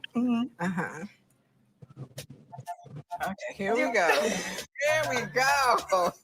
You're playing right here. You did not say I fucked your son. Spit it out. Spit it out. Okay, we made that a little. Whoa. I might start sweating. I'm perspiring here. I'm Y'all now, turn the AC off? now I'm super sweaty. You know, we got to my house and You're saying this in a confessional, but not to her face. Jackson came in to use the bathroom, and then You telling stories. You telling stories. When people look up and to the right, they are making shit up. You are accessing the creative vortex or whatever it's called of your fucking brain. Now this is in reverse. It looks like she's looking to the left, but she's looking to the right. This bitch is lying right here. This bathroom story, he took her hand. We saw a video of y'all out on the steps. So you are lying right here too. This is a picture of a fucking lying whore. I'm sorry, slut, because whores get paid. as he was holding his hand out with my key, I went to take my key, and then he grabbed my hand and he pulled me to him. Yeah, I saw a different side of him that night. We play. That's a big jump from getting your keys to you saw a different side of him. You probably were the aggressor. Because you're telling on yourself. No. I think we just sort of needed a little comfort in each other in the moment. Okay. And if it didn't end at the kiss, you'd be okay with it. I gotta digest on this one. Oh my God, I know me. Punk ass bitch Charisse, you would do anything to be on the show, and I don't believe she's getting paid. So back to this. People who get all buck when the cameras go down. What's buck? Bitch, she said you a disrespectful whore. You fucked her son. That's highly fucking inappropriate. You're trying to paint him as being inappropriate. I heard the narrative, oh, she was drunk. He shouldn't have did that. She's the predator here. How old is that boy? Yep. How old is he? He's like 10 years younger than her, if not 12. So he's not He was like not grown when she met him. Yes, you knew him when he was a boy. Yeah. You wretched whore. Very strange behavior to me, number one. Number two. Notice how Ashley didn't get ghetto until she left Michael. Oh, she was over there playing a character for Michael. I'm sorry, Michael left her and her babies. Season. Yeah, no, she was over there I playing find a it white very girl for odd Michael. for people who get all buck when the cameras go down. Very strange behavior to me, number one. Number two, I am a consenting adult, thankfully, consenting, who only engages with other consenting adults. And if we want to get into the nuances of that, that's fine. But consenting adult to consenting adult, always and forever, okay? So that's it, y'all. She's telling herself with this whole consenting adult thing. That's still your friend's child. You keep talking about consenting adults. So you're trying to say as if people were saying like he wasn't consenting or like there was something wrong, like there was something wrong with the hookup, like legally, which is telling me that you know deep down inside, you're just wrong from a moral point of view. Go. That's all I'm going to say about the issue right now. I'm not one to engage on social media like that. It's never been my forte. I will be perched and ready sitting on the couch at the reunion. For who? Charisse is not on the couch. So who you going to be perched for? You need to perch yourself. You need to be perched somewhere at your mother's job so she ain't got to work herself to the bone. And what she said, she was coughing up blood, spitting up blood, shitting blood, or whatever. Why don't you worry? Calm your puss down and go take care of your fucking mother. I'm happy for anyone else who needs to use this opportunity for their 15 minutes of fame. Love for you to have that. Enjoy. Now Charisse wants 15 minutes of fame. Wasn't Charisse on here before Ashley?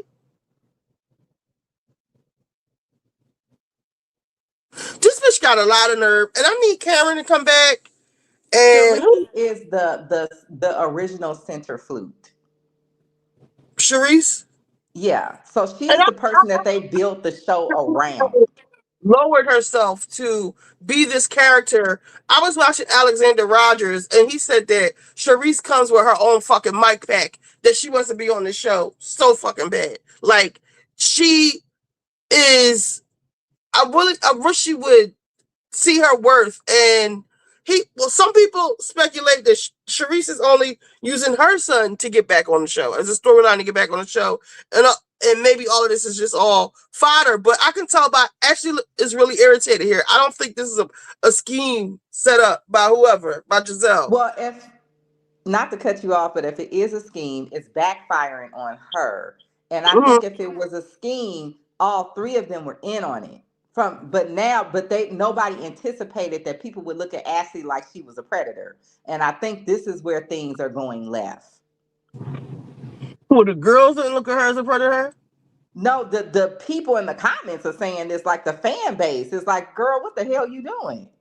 Yeah, because that's how I'm looking at her, because like you said, he was a boy. Even Sherry Shepherd had it on her show and she went off on her. In my opinion, I think the three of them, probably Charisse and Ashley, and they just brought the son in and he just said, okay, I'll help you guys. I think they came up with something to try to give Ashley a storyline and get Charisse back on the show. But they did not anticipate the way people would view this. Maybe there's some validity to that, because Ashley said for people who keep the same energy. So maybe there's something going wrong in their little agreement that they had. Yeah, Charisse is throwing her under the bus. That's what's going on. You stick it out and you let Giselle play you yet again. Giselle is the one who wants her back on the show because that's her homegirl. All right, what's this? Hold on, let me see what is this? The mere fact that you go on national television to disclose this. As my friend, I think you should have said to me, you know what, this is what happened, and that she was going to move in that way, or I don't know. I just thought it was just tacky. Like, why are you doing this? And I was told that she wanted to bring the story up 2 years ago. 2 years ago, you were trying to make it your storyline then. Andy asked her, did she tell me? And why didn't she tell me? And she said, because Jackson didn't want me to know. Okay.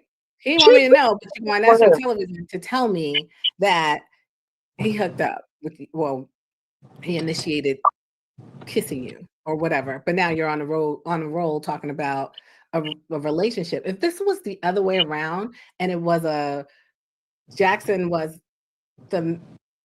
Ashley, 37, and Ashley was Jackson, 27, the woman, the roles reversed, people would see this thing so differently. You know what I'm saying? It's just like, I'm not buying it. For me, when she's telling me, I'm in a sense thinking about my own life at 25. At 25, Carlos, do you know, I was dating their father at 25.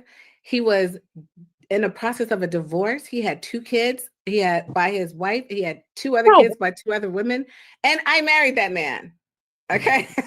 So, like, I can't get mad at nothing anybody does because I don't much less my child. You know what I'm saying? So I get it. You know what I'm saying? Like, I can't get mad at him for doing whatever he chose to do if he did it. But at the same time, it's how it was put out there. I thought it was low. And for the record, my friends, none of them would ever do such a thing. Like, Ashley doesn't operate like my friends. Like, for the way that I grew up, when your friends' kids become your kids. You know what I'm saying? No matter what the age is, they become your kids. And so to be interested in your friend's kid that you now consider like a brother or nephew, it's ancestral to me, you know? But I also understand that she doesn't navigate like people like me. Her mindset is a little different than how I am. I mean, she was married to Michael. They had a whole open relationship. You know what I'm saying? So her thought process about sexual relations is a lot different than mine. There's no boundaries for her. Nothing's off limits. Period. All right, let me read these comments. Because that argument made shit worse to me. So did she just confess to stealing that lady husband? Let me read these comments. Yeah, I thought they was like high school sweethearts. I'm like, wait a minute, the man was married with children? Girl, you didn't need to tell nobody that. So he was married, he was getting a divorce? Hold up, bitch. Wait, what? Okay, let's see. Where did he start? Let me see. Wait, this is a mess. I'm like, what is going on? Hide your daughters, hide your sons. Right, y'all talking that shit about. See. No, that even her looking on Jazzy like that, I felt was trashy and inappropriate. Who's Jazzy? With the girl that was getting married when they were doing that. I don't like when they do these sexy lingerie parties anyway. I think it's stupid. But her licking all on the girl and stuff, Ashley to me is very trashy. My thing is, ew, son, you fucking Ashley. She probably has hepatitis. Is my allegedly exactly? Son? Ashley was literally doing freak offs with Michael. You can't. No. Crack horse. Like I said, her father likes crack horse and he likes black horse. Like, let's see. Damn, how did this get all fucked up again? Hold up. Okay. Send that question analogy to you. Which one? Lisa, remind me what I said. Multiple times in Charisse's house. So, but she just said 2 years ago. They've been fucking for 2 years. Ashley, shut the fuck up, predator. You're trying to paint him as being inappropriate. Ashley is trying to paint him as being inappropriate with her. Oh, that's what she's saying now. Butch said, "Get buck, ho. I'm from Memphis. You can't say that, right?" Right. Ashley definitely more black. Since when? I know what you're saying. Now, since she left Michael. Yeah, because she was playing Michael. She was playing along with what Michael wanted. She act like she didn't care about designer clothing. She didn't wear no lace front wigs. She had the most cheap wigs on. She would just go along. She played him into what he wanted. She code switched. Nobody until she got the hell on up out of there. Candy says nobody is talking about consent. Exactly. I don't know why. Point of contention. Nobody's talking about consent. We're talking about tackiness. Her mama lived under her bridge. Her ghetto-ness tracks. True. Ashley slept in Charisse's house multiple times with her son. Ashley said on Watch What Happens Live. Oh my God. And you fucking in this lady's house? Moral. Something Sheila under a bridge in a cardboard box and teach her ass. True. Nah, they both OGs. Okay. No, I thought Ashley came a little later. Well, no, they started season 1, but Charisse was the center flute. They was treating her like she wasn't shit. I remember. Well, yeah, because she didn't know them already. See, all of them already knew each other or of each other. Except Karen. Karen and Ashley did not know them. What season did Ashley Darby start The Real Housewives of Potomac?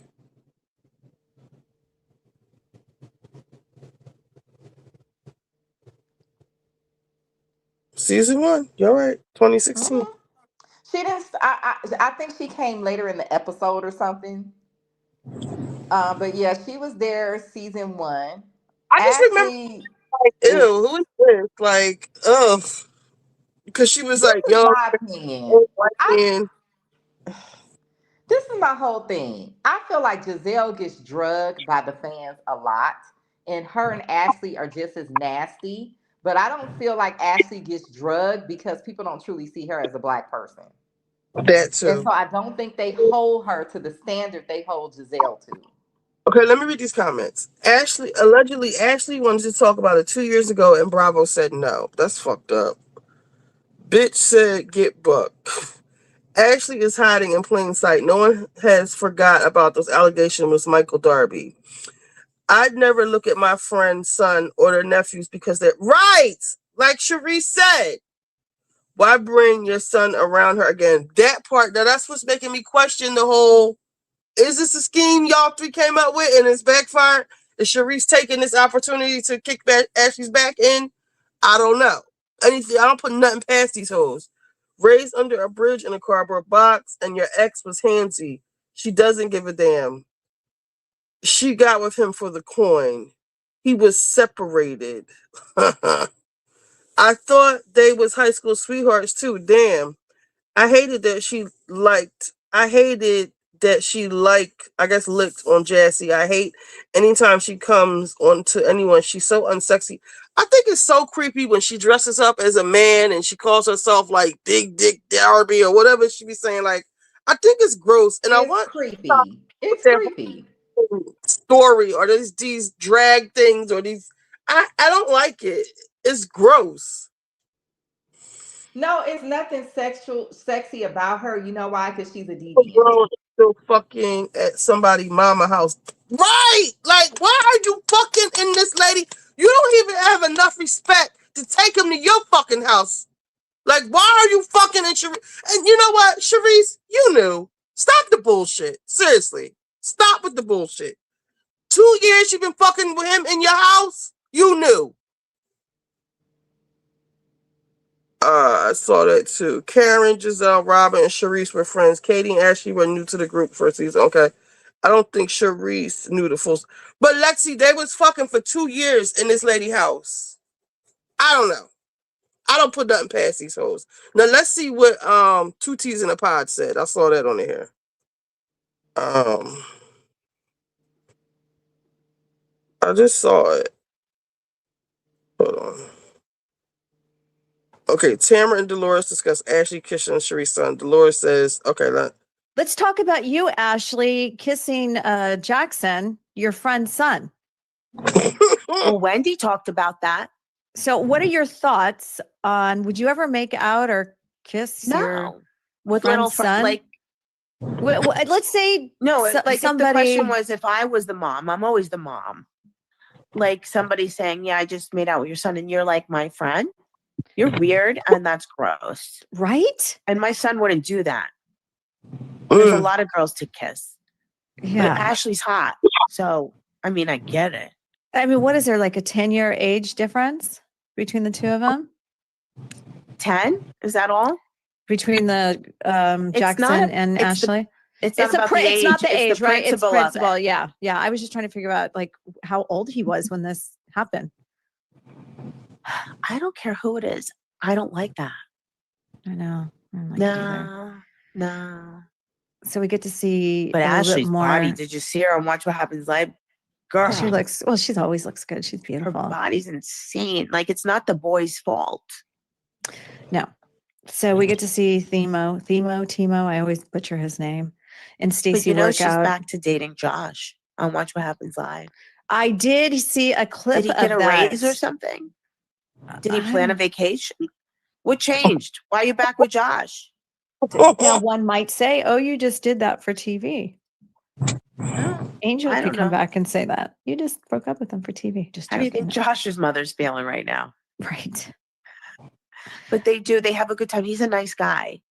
But yeah, he seems like a really nice guy. But Ashley, like Uncle Lump said, cut him loose because he's too young for you. He wants a life and important things like having a child, and you're not doing that. So I felt like that's like Uncle Lump was trying to tell her, like, give the guy a break because we know you're going to just eviscerate the shit out of him. See, even they not feeling her. They trying to be nice about it. You know, them Italian women, they don't play about their sons.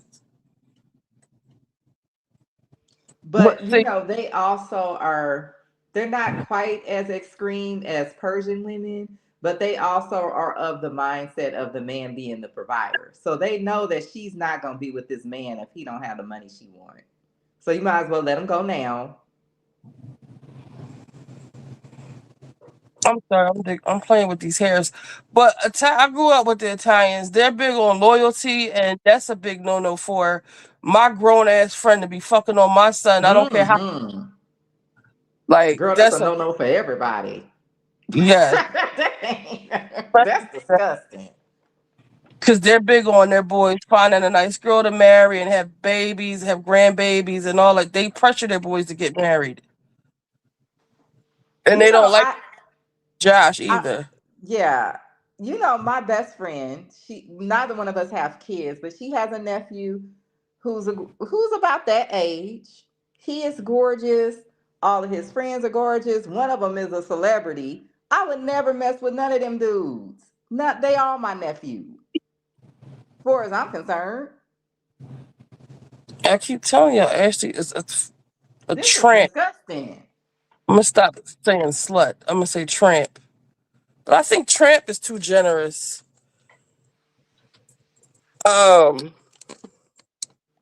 She's a fucking slut. Cause you fucking with Josh. You fucking Charisse's son. She was flirting with Will Ferrell's son. She is just like a toilet seat, you know? She is a tramp. And I'm not joking when I said they was over there doing freak offs. I am not saying that to be funny. I have clocked some of the stuff that Ashley was saying. She was over there doing some of that same mess that Cassie was doing trying to get a bag. Let me see if I can find that thing with Michael Darby at the casino. Michael Darby. Let me just say prostitute. Anybody talking about they going to swingers clubs and people putting their hands down their pants and all this crazy stuff Ashley be saying, Ashley is disgusting to me. And I would be afraid I was going to catch something from her.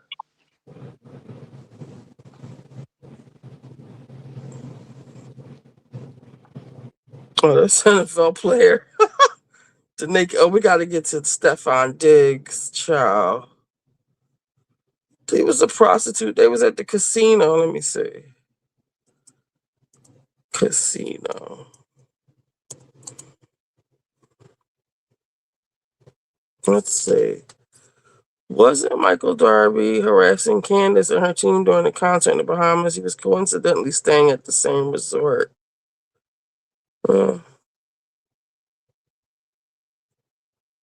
Wait, what? Mickey Mantle described in the questionnaire how he got a blowjob. What? I'm telling y'all, Michael is that creepy older white man that hits on all the black girls in the room, and Ashley just went for it.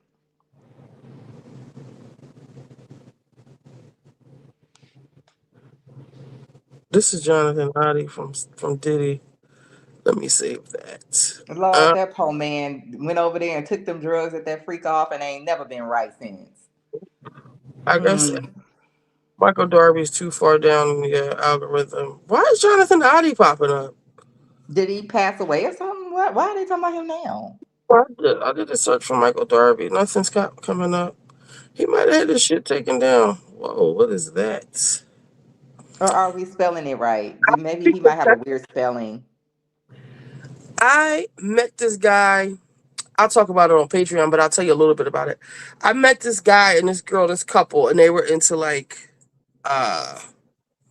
they were getting high off of like stuff. And they were like, they had a sex slave. Well, they told me about the sex slave. And he showed me a picture of her back. And I just saw something that reminded me of it. Her back, they actually used a whip, like a slave. Like her back was like whipped all up. I just saw a picture of something. I'll talk about that on my Patreon. Yeah, any of that type of energy. But see, I think that people can just kind of feel like, I can't tell her no shit like that. You know what I mean? Because I'm like, I'm not trying to be around nothing on that like that. It was all over her body, like all over her back, like in her front. Like it was just, they weren't bleeding. Like that's a tattoo, but she had whips over her body, y'all. Remind me to tell y'all that story. Let me read the comments. Oh, Richie's here. Oh. Hold on. Let's see. Separate. Okay. Thought they were high school sweethearts. I hated that she licked on Jassy. You see, I'll be cooking when the show is on sometimes, and I'll be missing stuff. So unsexy and a creep. She is a creep. She's overgrown and still fucking at somebody's mama house. Season 1. Hey, Apple Charm. I saw that too, Candy. Karen Giselle. Okay. Not 2 years. It happened 2 years ago. No, so I'm going to tell y'all why she... Oh, I'm sorry. Y'all saying that she did this 2 years ago, or is it, or she was No. I mean, She said she was going to use it as a storyline 2 years ago. That's why on the podcast that lady was saying, I'm just wondering when exactly did this happen. This happened when she was married to Michael. That's why they had to go to her house. Oh, that's even worse. Yep. 2 years ago is when Ashley wanted to bring it on the show. Ain't no telling when this happened. Wow. Josh is a placeholder. Poor thing. Hey, Richie. Ashley has no dignity. Huh? It's an understatement. The wood cut you out. The wood cut you about, I guess they would cut you about your son. In your house, Predator Darby, toilet seat Darby. See, Ashley thought this was cute. She didn't think we would have this reaction. No, she did not. That's the white part of her. I helped raise my nephew who is 27, and I will cut you about my nephew. Yes. About it. Ashley is a toilet seat. That's gross. It is. She was flirting with Kiana and Jazzy. Ew. She couldn't touch me. I wouldn't drink off the same cup as her. This reason, Richie, she flirts with Arab and everybody.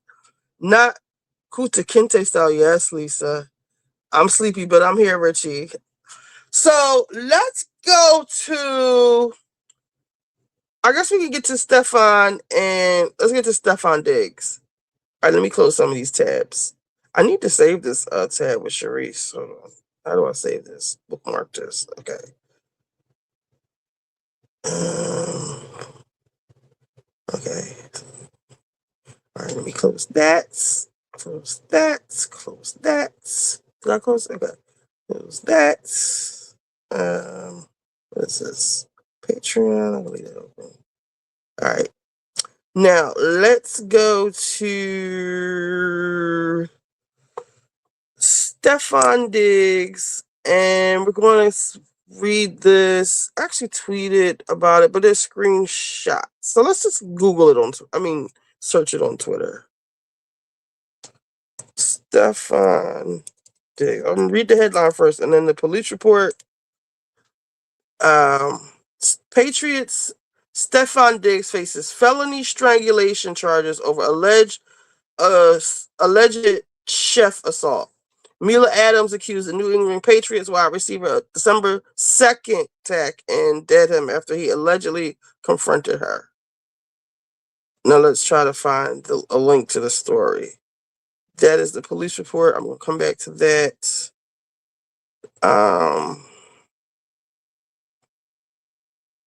Let me see what it says. Stefon is a woman beater. Court documents allege Stefon Diggs physically assaulted his chef over a pay dispute, including being slapped, choked, and thrown to bed. She claimed Diggs required her to sign an NDA after the incident to receive further payment. That is extortion. Where is the actual? Is this AI? This is AI. Oh, yeah, of course that's AI. May not play playoffs. They said they're standing by him, the team. All right. I mean, there are people who do make up these stories to get money. So I don't know. The fact that he was charged. Okay, we're going to go to an actual story. Should we go to ESPN or NBC? Let's go to ESPN. All right. New England. Well, we're going to read the story, then I'm going to read the actual report, and then I'm going to give what I think. And then y'all can give what y'all think. I'll drop the link in case anybody wants to come up while I am doing this. I need to pin it. No, I don't want to pin it. Because the crazies come up here. All right. Well, don't nobody want to pay for CNN. All right. New England Patriots wide receiver Stefon Diggs faces charges for strangulation and assault. Is denying the accusations against him.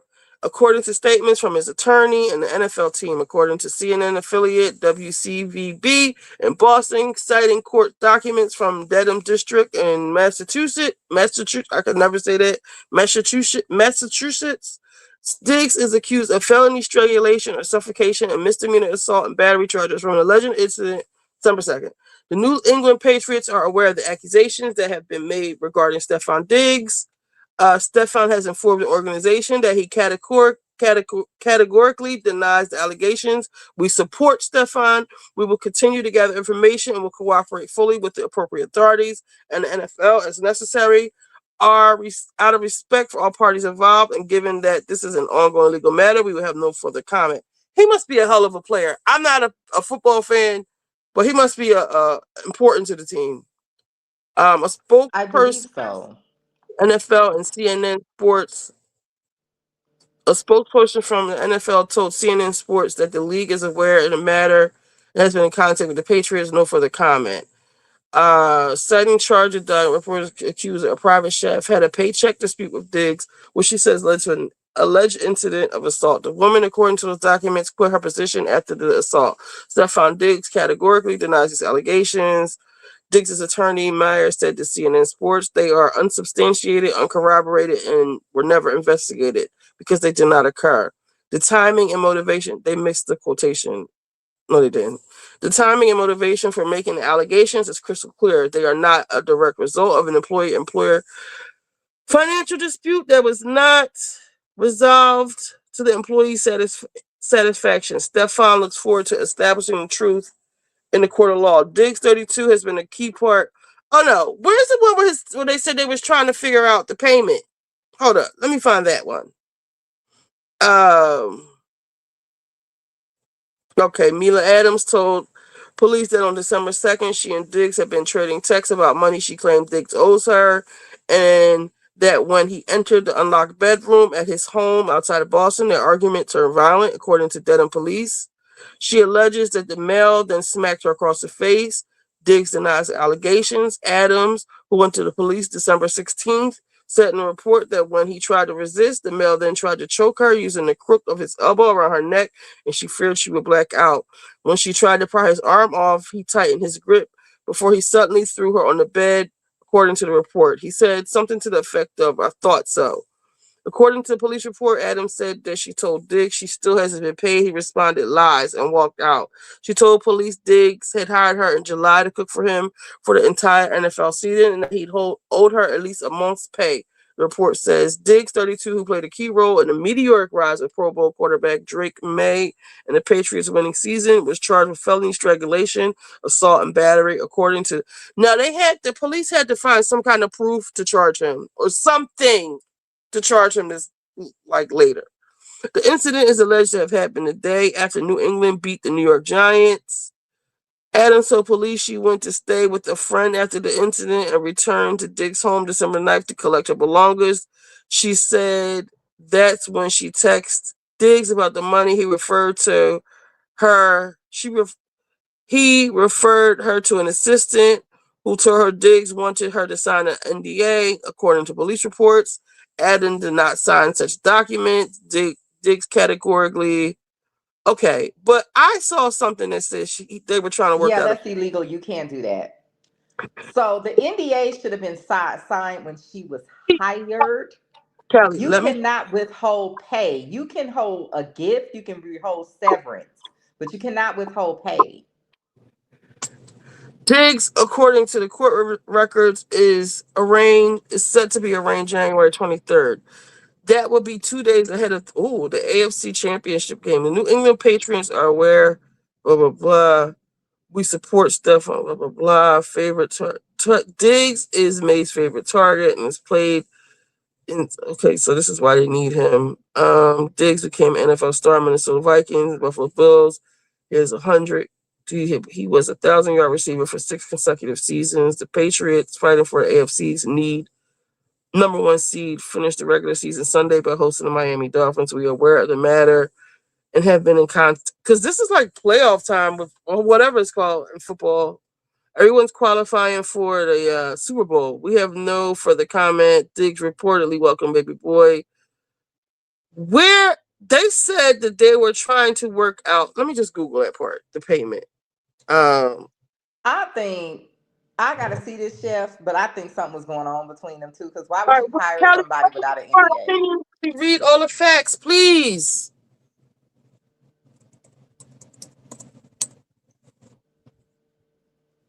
I might have posted it on Twitter. Because I posted this. Let's see. I said, what did this nigga do now? What did this ninja Stefon do now? Has been charged with felony strangulation and suffocation. Argued the court should be impounded, but the judge has ruled it. So let me go to the article. Suffocation, situation, franchise, and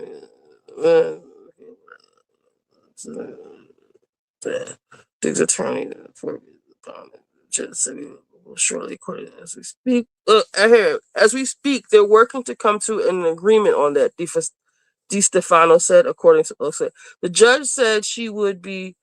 Okay, Diggs attorney Michael Di Stefano argued in court Tuesday that the police report should be. All right, let me rewind. This is the article I read. I posted it, right?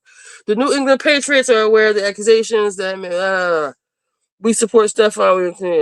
Given that this is ongoing, okay, we saw that. All right, boom. Diggs attorney Michael Di Stefano, I heard his name before, argued in court Tuesday that the police report should be impounded and said his client made a financial offer to the alleged victim to end the issue per the outlet. The judge said that she would issue a ruling shortly, according to Boston 25, but had not done so as of late Tuesday morning. As we speak, they're working to come to an agreement on that, Di Stefano said, according to... So he's trying to offer her some money now. Too little, too late, nigga. You should have just paid her. Diggs, an 11-year pro, is dating rapper Cardi B and Charisse, the child. The 32-year-old reportedly is set to be arraigned on the 23rd, which would be 2 days before the AFC Championship game. The Patriots are the AFC East champion and enter week 18 of the AFC's number 2 seed with a chance to claim the home field advantage. So they need him for this. So they're trying to fix this. Should the Patriots not claim top seed, their first game would come next weekend or the following Monday. I wonder if they're going to toss them to the Wolves if they lose. The judge agreed to consider a request to delay Diggs' arraignment until March. See, they want him before football season. He's a fool. Let's see. Diggs, 11. I think I already got that. And then, okay. Now, let's read the police report. What did I say? Okay. And then we can give what we think. Let's see. Cardi B tried to offer her baby daddy. What? Cardi B tried to offer her baby daddy, Stefon Diggs, money to not go to police after he strangled her to the point of blacking out. He is now arrested. Where is that? Who said that? How did they know that? Hold on. I need some water. Hold on 1 second. Where is my water? Cardi, no, you didn't. You are turning into Nicki Minaj. What are you thinking about? All right. She's serious? I hope that's not true. Okay. Listen, I'm getting to that. Hold on, I'm getting to that. We're gonna deliberate and debate. Just let me read this police report, and we can all sound off. All right, now I don't know where this part about Cardi paying this. While we talk about it, I'm going to find that part. Okay, so this is the something police department. This is on the 16th narrative on 12/16/25. What's today? The 30th. So exactly 2 weeks ago. While assigned to the front desk, Mila, I guess Adams, a police officer, Mila entered the station to report a past incident. Adams appeared emotional and was initially hesitant to give her statement. She asked for a female officer. I checked the scheduling sheets and saw we did not have a female officer on until 4 p.m. I let Adams know this, and I told her that I'd give her a few minutes, and she said that she would give the report to me. I brought her into the interview room off of the lobby, and we began to speak. After taking down her information, I asked her to tell me in her own words what happened.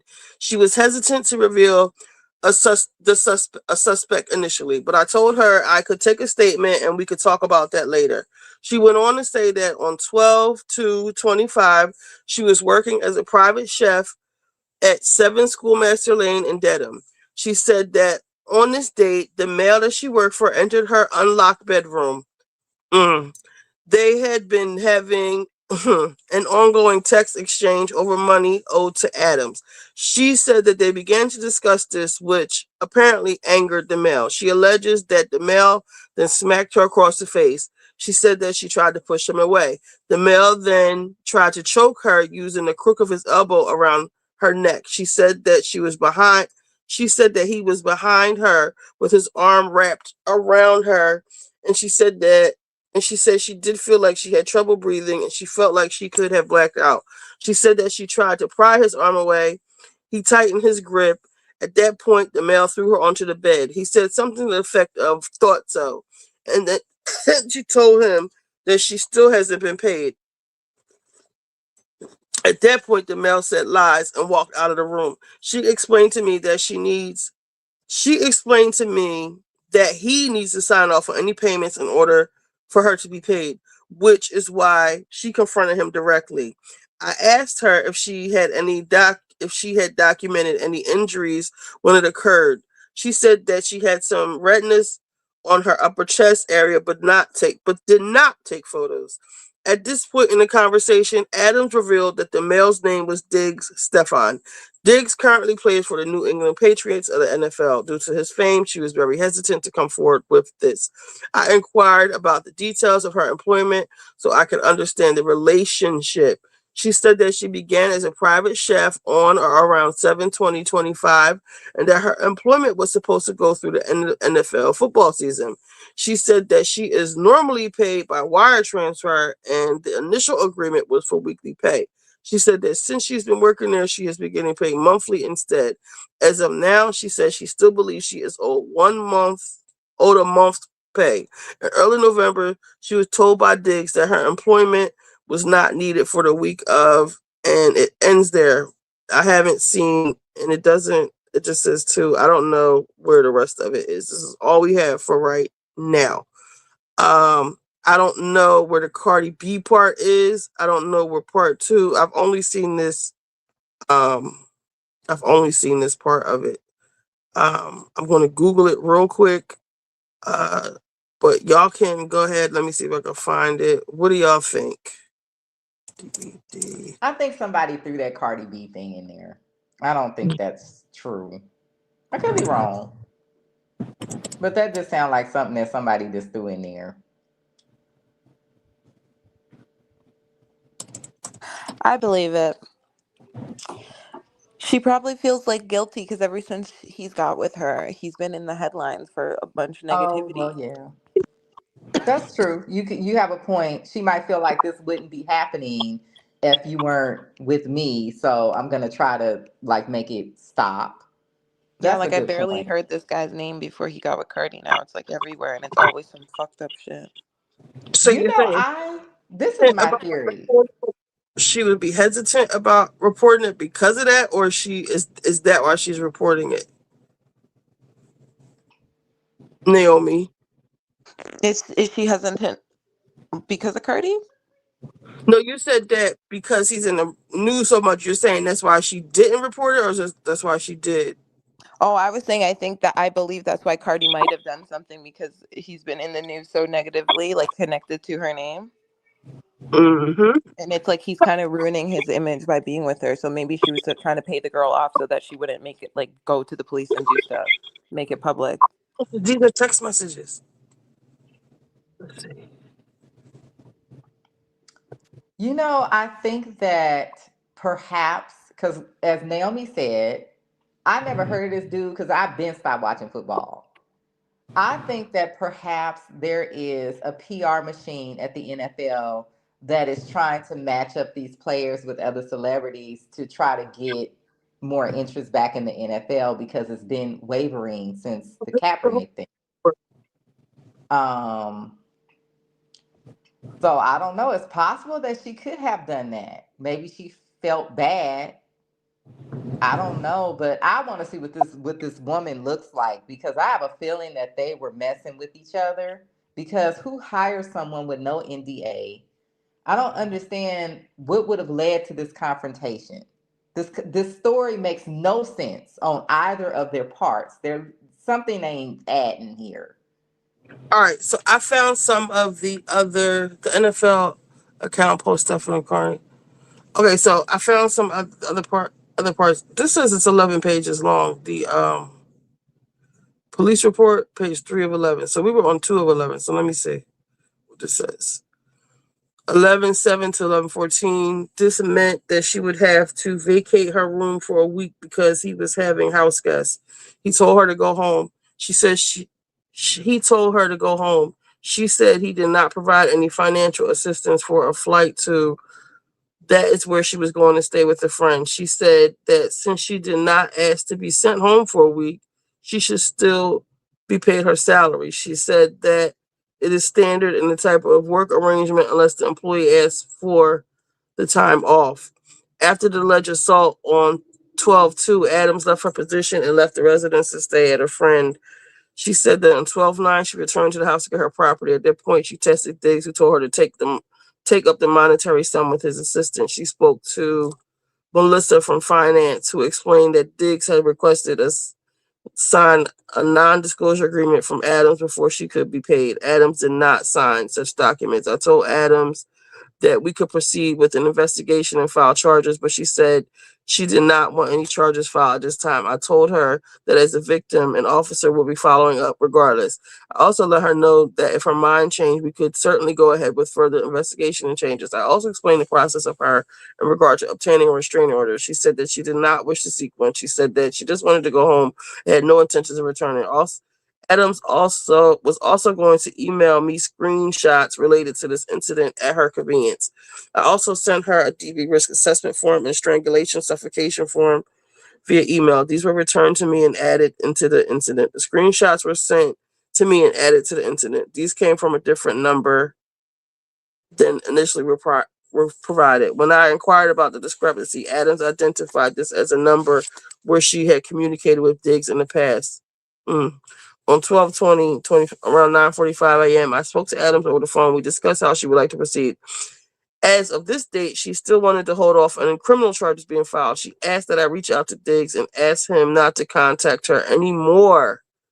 She said that earlier this week she received a voicemail and text messages from a female she believed to be Diggs' girlfriend. Oh, shit.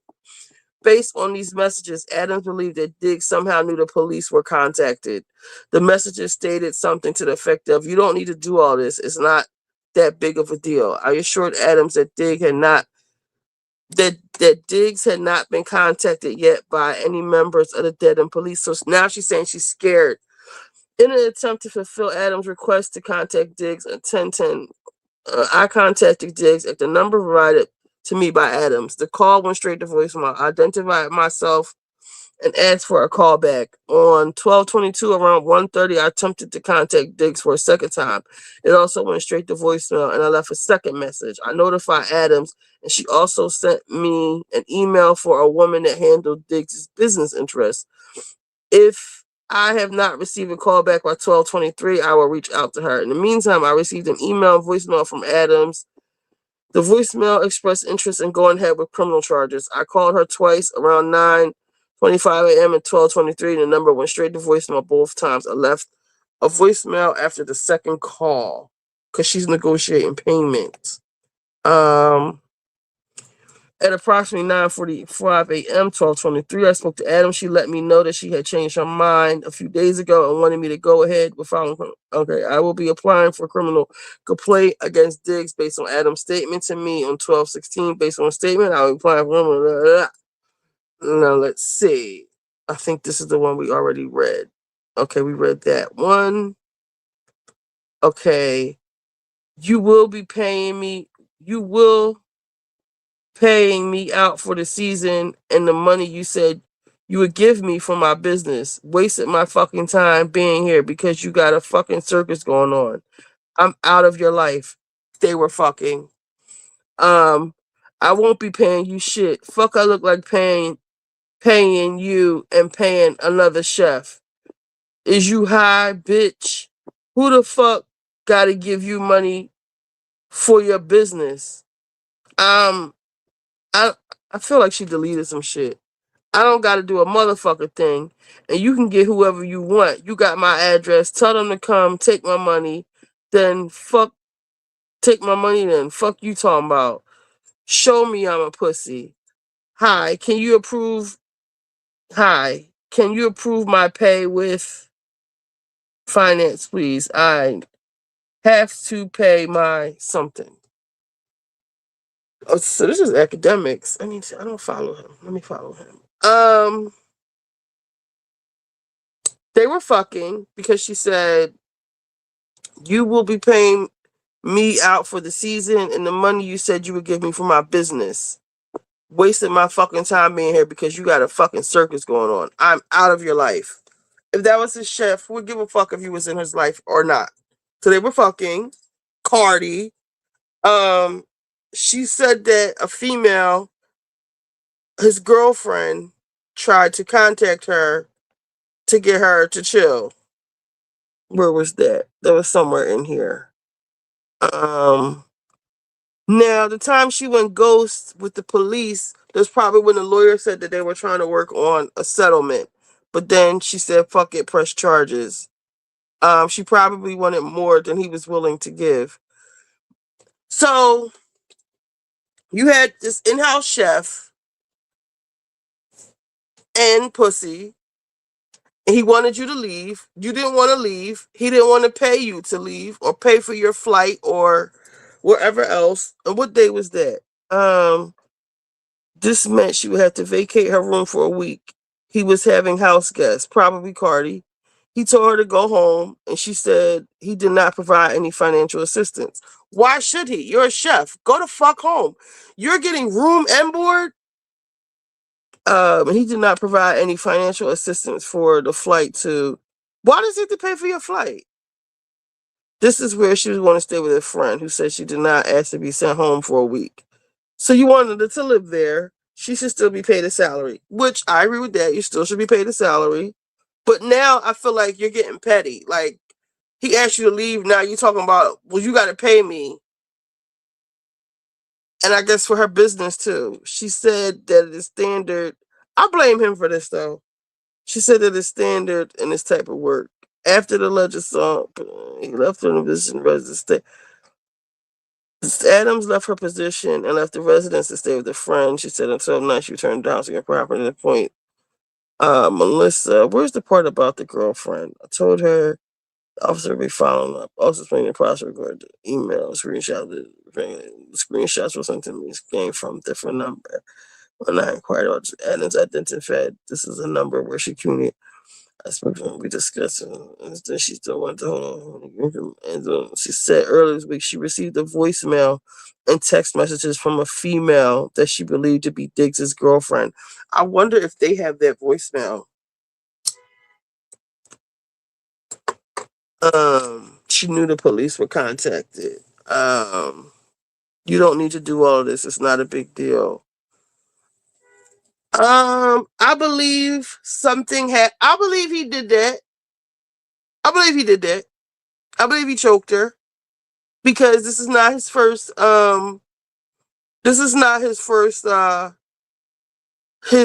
first incident, but I believe that she was trying to milk him as well. You were fucking this girl.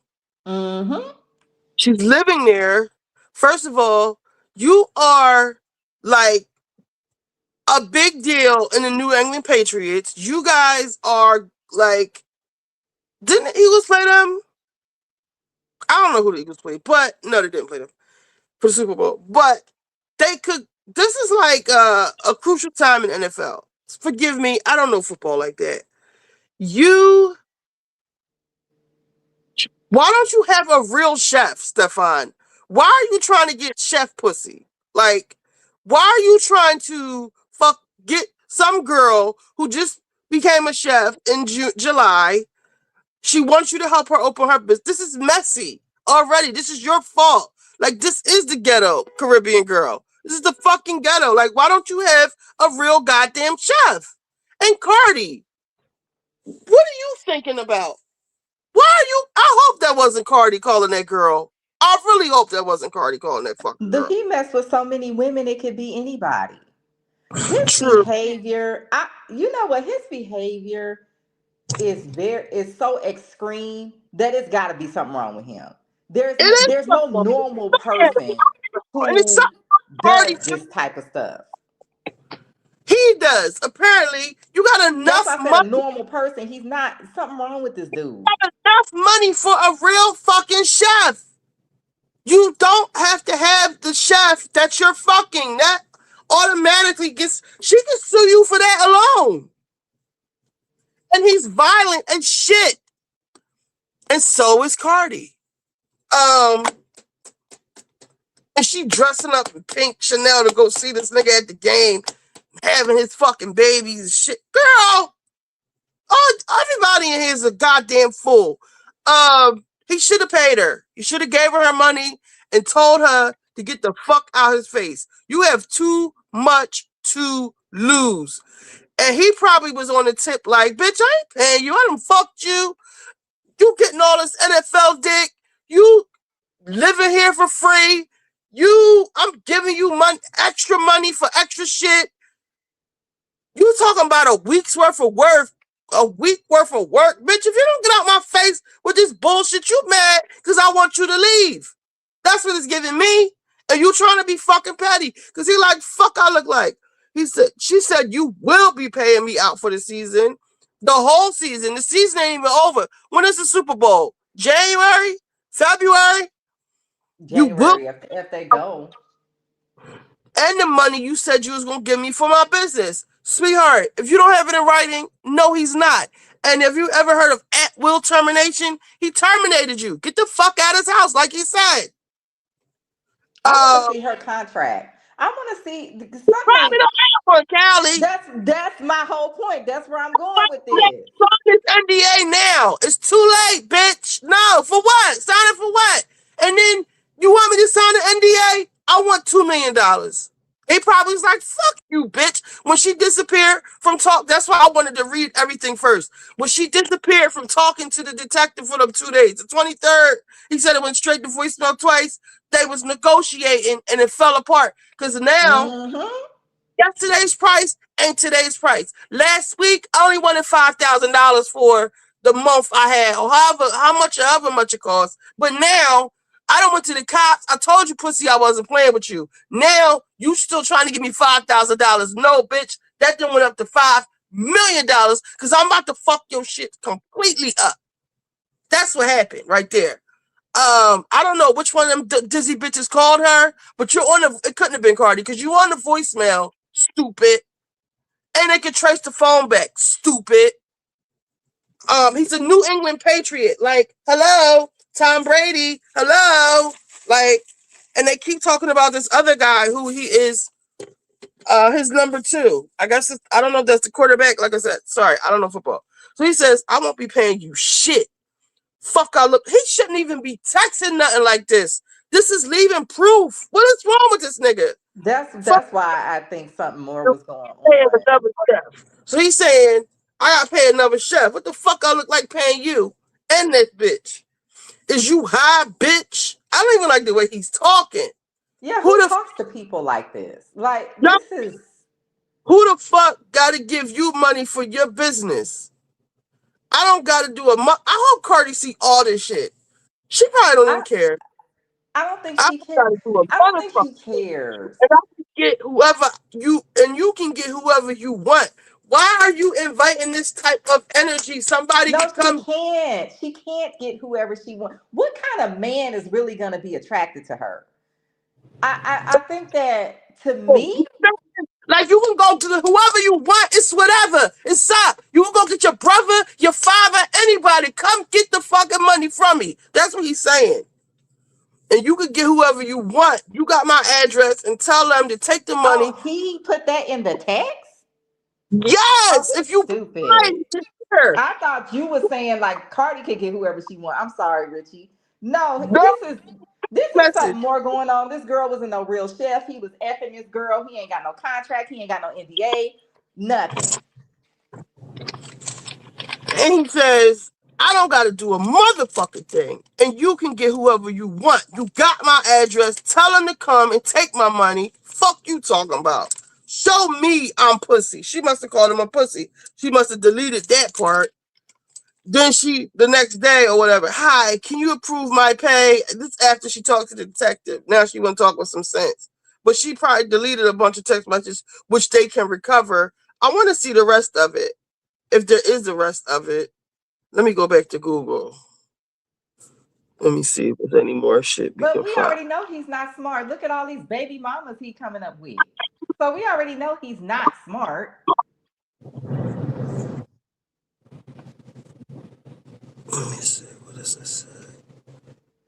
All right, we saw that one. I want to see the more text messages because that's where it's really telling it. That's the only text message we can see so far. He's a fool. He's a goddamn fool. And Cardi, you a fool. You a fool too. All right, let me read the comments. Does anybody else want to come up? He should have paid her. Yes, he should have just gave her the $5 or whatever she asked for, because now you got a whole shitstorm. And I bet you the Patriots are tired of your black ass and all this bullshit. And as soon as the season is over, he probably can concentrate with all this shit going on. If they lose, you're in trouble, buddy. You are in trouble. I wish I knew. What time is it? It's too late to call one of my somebody about this stuff. A normal person would have gotten rid of whatever could be an issue for the cover, right? And paid them. Now look, same thing with Diddy, nigga. All you had to do was pay. What's his name? The boy, Lil Rodney, Lil Rod, yeah. Yes, that's all you had to do, and you would not be sitting in fucking jail right now. Stupid ass dummy. A flight and a 10K was cheaper than what he's going to have to pay her. Yup. And the embarrassment, humiliation. Everybody's in your business. I guess Cardi ain't leaving. She should feel like a fool. I'm sorry. And she was probably mad, but that's what he gets for putting his dick inside her. No self-control. Yeah, I don't think he has any self-control either. I think something's really wrong with him. No normal person has all these baby mamas and all of this stuff. Like, this is an effed up dude. This is not somebody that I would bring around my kids. This is not somebody that I would date. It's like, if you don't have no discernment of people, I can't do nothing for you. This is a mess. This is a mess. And for the police to charge him this later, she doesn't have any pictures or anything. There is something that they have that is incriminating him. I think not what she's maybe saying. there are videos and pictures and we just haven't seen them yet. That's what I'm suspecting. A girl called her to tell her not to press charges. That's witness tampering right there. Let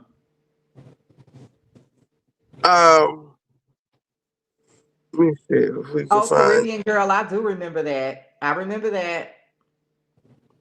That those guys said that they would never let him date their sisters. It was multiple guys that said that. But like my grandma told me, you thought you was going to be the one that he was going to do right by. Okay. You think because you Cardi B, the shit don't apply to you. He ain't going to do the shit to you. You know what I think is happening? I feel like there was a point where they would just get people that were kind of like around like real like hood people.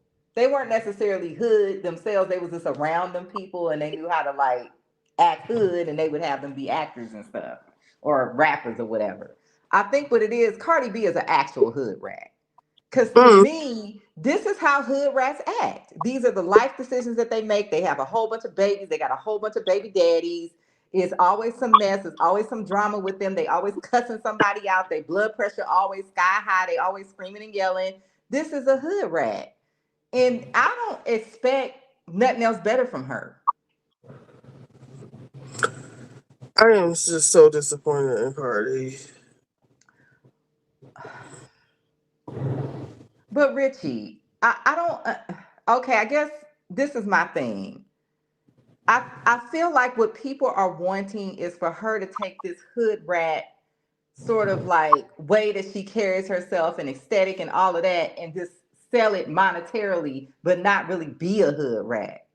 But to me, women who carry themselves like her, cuss like her, dress like her, this is how they've always acted my whole life. Even like them old down south school hairstyles she be wearing, them old school down south hairstyles she be wearing. Every girl I knew growing up that had them hairstyles, she had 3, 4 baby daddies. She always had some shit going on. She had a bunch of drama. She was always fighting at 35, 40 years old. She's still out there fighting. This is, I mean, this is to me what she projects. This is, I don't know, maybe because I grew up in the hood, I can see it. But I'm like, this is the type of woman that she projects herself to be. I'm surprised she ever even got married at all. But I guess that's because she's Hispanic, because they will get married at least.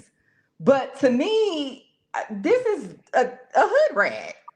She probably gonna have 2, 3 more baby daddies, unless she have a medical problem where she can't have more kids. This was her at the game Sunday. Again, the way that she's dressed, the hair, all of that, I don't care if it's Chanel. To me, this is just a hood rat. Like when we see girls that look like that in New Orleans, that's a hood rat. Same thing here in LA. These are normal girls don't dress like that. Normal girls don't swear and cuss and yell and scream all the time. Those chicks they hood rats. Oh, this is Stefon Diggs. They said he got let go. Now, I never heard of Stefon Diggs. That's the brother? Yeah, let me look him up because they said he got cut from his team. And is that the one who beat up the gay guy? What's his name? Stefon? Yes, I think so. I think there's only 2 of them, right? Unless he got more brothers. No. Caribbean girl said yes. I think what's happening. You have people, in my opinion, and I'm not saying you, Richie, but you have a lot of people that really didn't grow up in like the hood.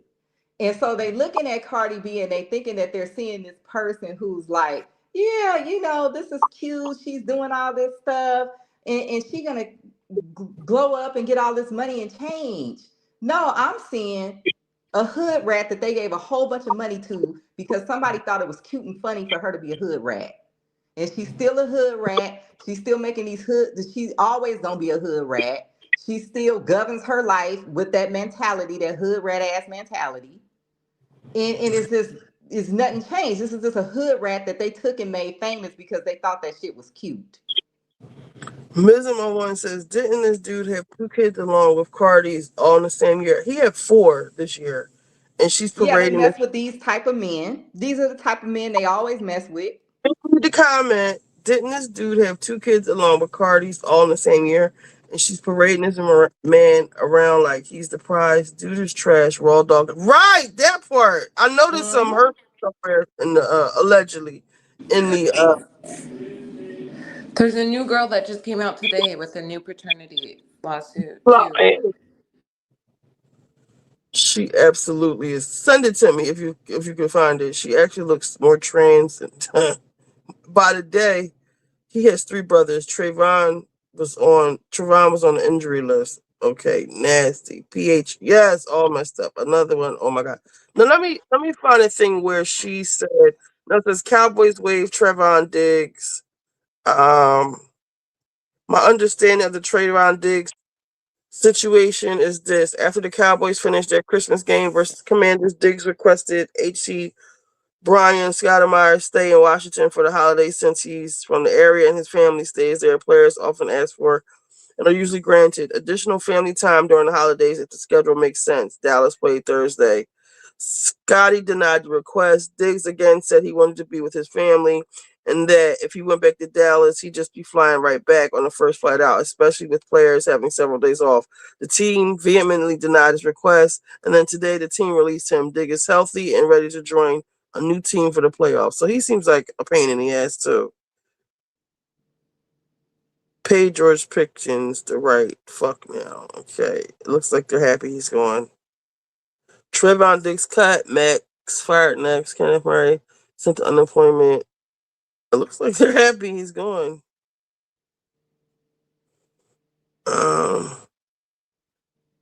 Stefon Diggs tried to kill his personal staff. Trevon Diggs is jobless. The Diggs family is falling apart. This is my fucking Super Bowl. People seem happy he's gone.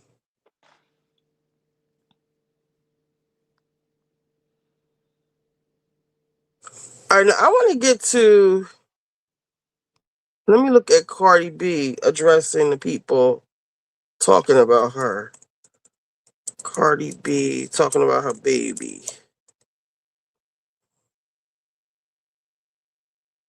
Cause she made a statement. What's this? Stefon Diggs as their star wide receiver faces strangulation and assault charges. I'm Kel Thompson, Boston 25, first to break this story today. Court documents show the incident happened on December 2nd. Diggs' lawyers just appeared in Dedham District Court over the phone. They are fighting to keep the police report from the public. They also say Diggs made a financial offer to the victim to resolve the dispute. The judge says she is taking it all under advisement and will make a decision shortly. We'll let you know when she does. Diggs is expected to be arraigned next month on January. Okay, this is it. Y'all need to calm down. Is y'all cool? Y'all need to calm down. Y'all need to calm down. Is y'all cool? Y'all been dragging me for 3 or 4 days. Y'all been a little bit too mean. Like, now. Y'all been a little bit too mean. I can't change shit. I can't go back in time. You know what I'm saying? I already had a baby. Y'all want me to put my baby back in my pussy? Huh? Oh my God. I don't know. What y'all want me to do? Y'all want me to leave my man and fuck yours? You want me to leave my man and just go and fuck yours? I don't know. What y'all want me to do? What y'all want me to do? We can only go forward now. So I don't know. 2026 is in a couple of days. I have so much work to do once January starts that is stressing me out. I'm going to be away from my baby, my babies, away from my personal life, away from my home. I have to rehearse for 10 to 12 hours a day for tour. There is so many elements of production that I'm missing for tour. I'm already super stressed out. You know what I'm saying? I'm already super my babies, away from my personal life, away from my home. I have to rehearse for 10 to 12 hours a day for tour. There is so many elements of production that I'm missing for tour. I'm already super stressed out. You know what I'm saying? I'm already super stressed out. I need my support system, my fans to love me. I want y'all to come to my tour and enjoy yourself with me. Don't be dragging me. It's enough. All right? It's enough. I love y'all. I want good for y'all. I want good for y'all. I want health, money, prosperity, happiness for this new year for y'all. Wish me the same thing, all right? Leave me alone, though. Shit. Damn. Y'all scare me sometimes. Y'all a little bit too. Where's Show? Come get your girlfriend. Why do people think this is cute? Let me read the I didn't see comment. nothing cute. I didn't see nothing gracious. She don't deserve fans. Let me read the comments. Trash. Not a lie told. Bronx bird through. She absolutely is having more kids. She actually looks trans to me in this pink look. History brothers. They said he's healthy. He's not injured. Nasty. PHO. Okay, another one. Oh my God. Cardi probably expecting number 5. That's what she likes to do when shit gets rough. Lexi, Lil Cinco. That's probably what you name him. Clarissa CTE Shields. Oh, that bitch. Lisa, some people don't know how to win. No, this is ghetto. We don't need to do shit, right? 4 kids in a single year and he's still sleeping. And she's right. She talking about my man. Girl, what? Your man? He was fucking that chef. We're gonna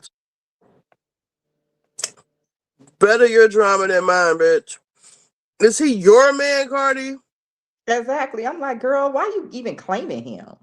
Trying to move on like this ain't a hot mess. Girl, bye. Right. And while you do that, we're going to be doing this. Stefon for everybody. First the male influencer, now the chef. Shaking my head.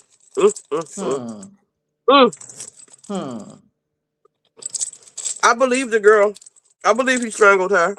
Because look how he's talking in the text messages. I do too. There's no reason for him to be talking to her like that. I don't really understand how this would escalate to something like that. And where's her contract? Where's all her paperwork when you hired her? Well, he said he busted her room. I knew they was fucking. Exactly. Because nobody's going to do that. No man is going to go into a woman's room and just come into a woman's room. This is insane.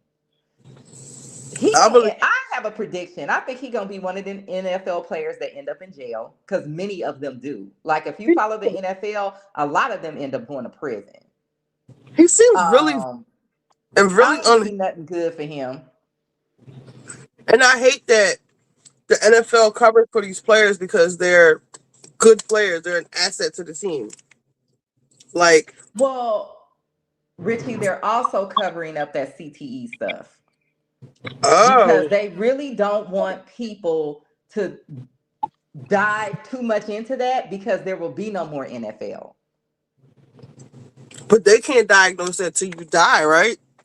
As far as we know now.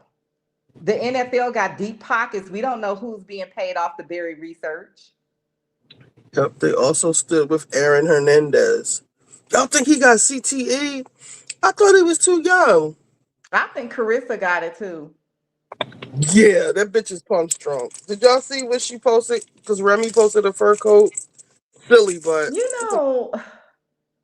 again, I know I'm not her mother or her big sister, but I really feel like she is lowering herself. You are the young, hot celebrity that's happening right now. These people, their moment is over. I don't know what you're doing. You need to get yourself a good stylist, a good team around you, and be in your moment. This is your moment. Their moment was in 2005. She got papoose. What you mean? She only You need to go. And I saw this guy that talked about boxing. The boxing fans don't like him. They don't like him around her at all. I'm good about olders. Mind you, I don't have no really This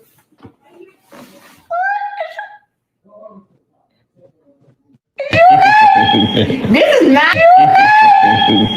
This is nice. Bricks. That's dope. I don't know about y'all, but I love Christmas shopping. Buy a gift for someone and buy a gift for me. Buy another gift for someone. Buy 2 gifts for me. Buy another gift. Tell me this ain't Papoose laughing. Why Clarissa crashed out and spent $30K. So wait, so Remy posted this. Is this new or just let me see.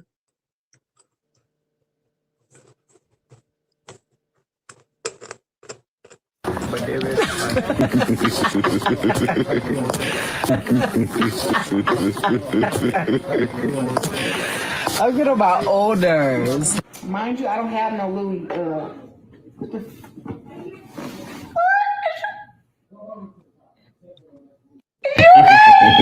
This is nice. This is nice. I don't like this at all. I feel like this is her moment to be this new, young, up and coming celebrity. And she has attached themselves to these people that peaked in 2005. Girl, if you don't get rid of that old ass man and go find you one of these young guys out here that's hot right now like you are, I don't like seeing this at all. And I'm gonna be honest, I personally don't think she's a bad looking girl at all. I think she just needs a stylist and she needs to go to therapy. Me the fuck alone. Y'all shouldn't be saying nothing to me. What I should is gay, but y'all boys who want to be girls, y'all can leave me the fuck alone. Y'all shouldn't be saying nothing to me. What I should be wearing, how my hair should, or if my hair should be down, or if my hair should be up. Baby, that's not your business. Worry about your hair and your makeup and your clothes. But for y'all, listen, y'all cute as hell. Do y'all? But I'm cute in my own right. So I don't need y'all coming up over here to my world trying to tell me how I should be a woman, how I should be a girl. Stay in your motherfucking lane.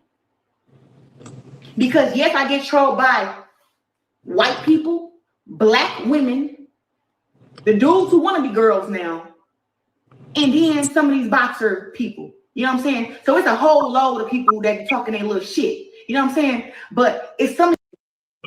In your comments. Stefon was with the shit since college, really. I want to talk about Clarissa CTE shit. What is it this time? Pep got Clarissa rapping. If she leaves, yeah, she's gonna go nuts. Lame ass. That is the same laugh it was. She's slow, Callie. She needs a PR team. I don't think that'll help. Clarissa not leaving Pat. He ain't leaving her as long as she got some money. Yes, But this is the thing. She acted like this over the guy before him. This what she do. Don't be fooled. Don't think he can't be replaced. It was somebody before him. Dr. Jackie, and nobody pay her no fucking mind. Sis is suck cuckoo for Cocoa Puff. Look at her eyes. Yeah. Stefon better pray he ends up being a marquee player, yes, for the rest of his NFL career because when his playing days end, those child support payments do not. Ooh, I didn't even think about child support. How many kids did he have total? Let me ask Siri. Hey, Siri. How many children does Stefon Diggs have? Siri said one daughter.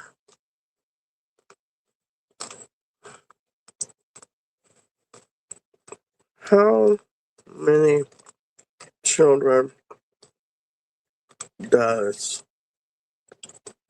Let me see who the top people does. First is Caroline Kennedy. Stefon Diggs is number fucking 2, y'all. Then Eddie Murphy, Richard Gere, Elon Musk, then Tatiana Schlossberg. Stefon Diggs is number 2 on the search.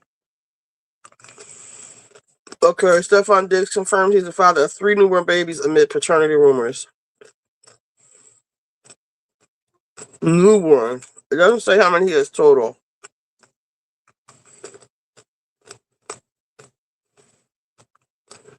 We don't actually.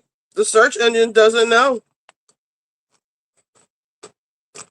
Yeah, because it's some people, some stuff that people talking about they need paternity tests and this and that, and then I know people saying that he was this big player. I never heard people talking about him like this. He was not a celebrity like this before. Travis Kelce was. It says who's richer? But he wasn't. Cardi B is richer than Stefon Diggs. It's an estimated net worth of around 80 million compared to Stefon's 60 million as of 2025. Despite Diggs earning substantial income over 137 million in career earnings and new deals, Cardi B's diverse revenue from music. So he earned 137, but he's only worth 60. Did he spend all that fucking money? No, these things are not accurate. They be making up shit. That's the best way to put it. Okay, Sometimes it's based on something. Sometimes it's not. page 6 says he has 6 kids 2 days ago. Mm-hmm. But look how many kids Offset had. So this is why I don't understand why people are so shocked. It's just like how. Okay, I'm leaving. Offset. I'm leaving. I'm done. And then I think this nigga is worse I because believe so too. it's only a matter of time before he hurts her. You can't tell Yeah, me I think he's violent. women like dirt and trash and talking bitch this and fuck you going to doesn't stop. Well, okay, this is the thing. Dustin. People may think that it's cute to sell, oh, I'm a hood rat. This is so cool. But you have to look at what kind of man does that attract. There's not a whole lot of men checking for her like that. You Caribbean girl. I had no idea. She said there was a guy before him. I would hate to find out. She acted the same way. She was up here trying to buy property with the man and all kind of stuff. This is just what she does. It's not because it's papoose. This is like some kind of personality issue she has. Poor thing. Hey, Dustin. Sorry, I'm very absent, not feeling. Oh no, what's wrong? The Bills got rid of Stefon during one of his best years. They are tired of him. You talking about the other Stefon? No. Who plays for the Buffalo Bills? The other Stefon? They said the he won. brother's name is what you call. They got different. What is the brother's name, girl? We talked about him. Trevor or Trevon. Now, is that the brother that went to go beat up the gay guy? Dustin, I hope you feel better, Dustin. Everybody's praying for you. Get well, Dustin. Hope you feel better, Dustin. Hope you feel better. Get well, Dustin. What's wrong? If you don't mind, if you don't want to share this, okay. Me either until he got Bel Khalees. What? 6? Yep. And they probably all under 6. Yikes. They said he was worse than Offset. I think he is. Feel better, Dustin. I'm starting to believe he called that hit out on the other guy. I believed it from day one because it was so egregious. And it was so, by them covering for him like that, it sends him the message that he can do whatever he wants to do and like get away with it. And that's what we're seeing. And it just becomes like at a certain point, like you said, he's just going to wind up in jail. Yeah.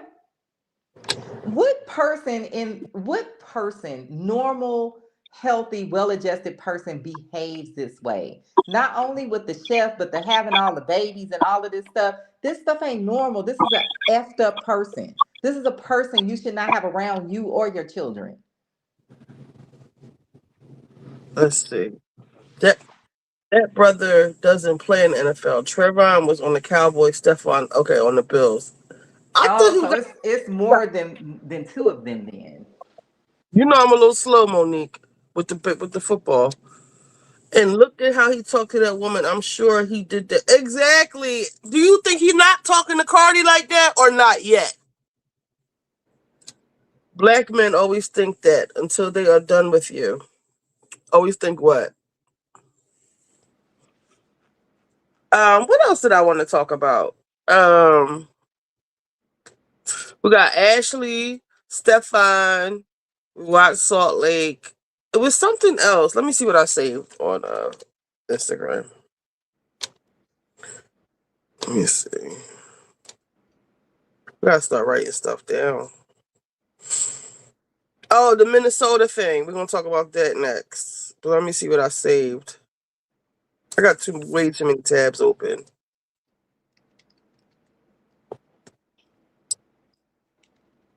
Saved. Let's see. I don't know why Bose is my cover for this thing. All right. The Diggs brothers. Oh, look at this.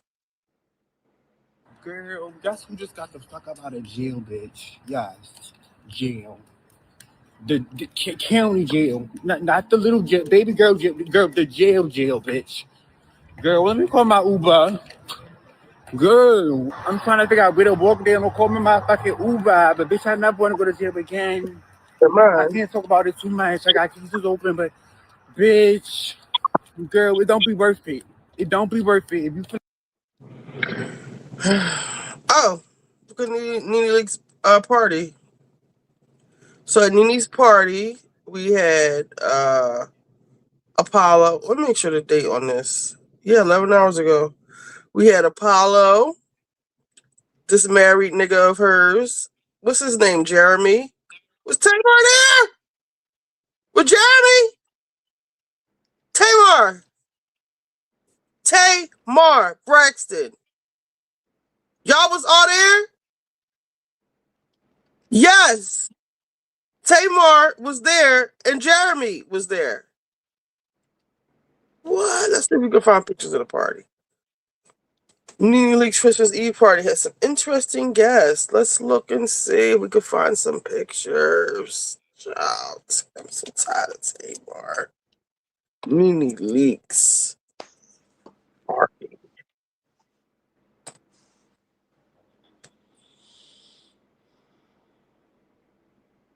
Okay, so here we go. Look how she rapping on Apollo. You know they don't want her back. Oh, wow. Is she trying to get away from her?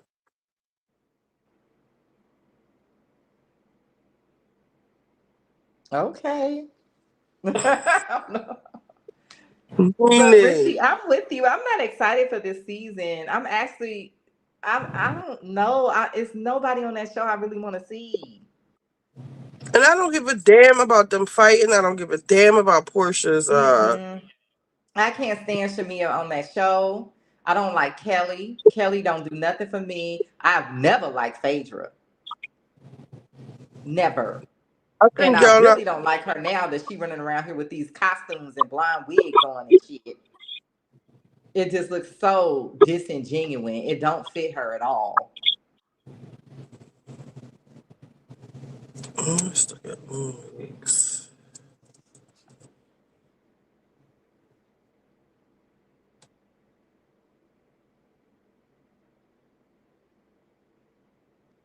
No, y'all, Tamar got a personality disorder. There ain't no CTE.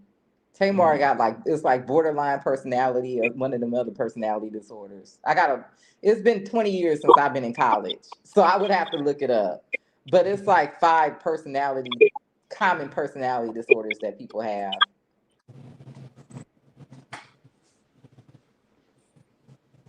What is this? That is not Nene Leakes, is it? That ain't Nene. Is it BPD? Braxton, who? Say it again. BPD, borderline personality disorder. Who, Nene? Yeah, there's a couple of other ones that are kind of similar. Because borderline, I think she would have hurt somebody by now.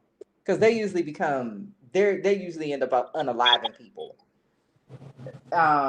She got one of them other ones that's similar to that. Wait, what is this? Well, your best bet now is maybe you think that when you're ready to settle down, that there's always going to be a lot of supply on the shelves, and it's not. Like at this age, a lot of the good guys are married or taken because they're good guys. And I was having a conversation with a girlfriend of mine the other day, and I'm like, well, your best bet now is maybe someone that a good man that maybe is coming out of a marriage, getting a divorce. So, I think in our youth, and I would like people to know this when they're younger, we think, oh, there's always going to be an endless supply. I can wait till tomorrow. Don't put off your happiness waiting.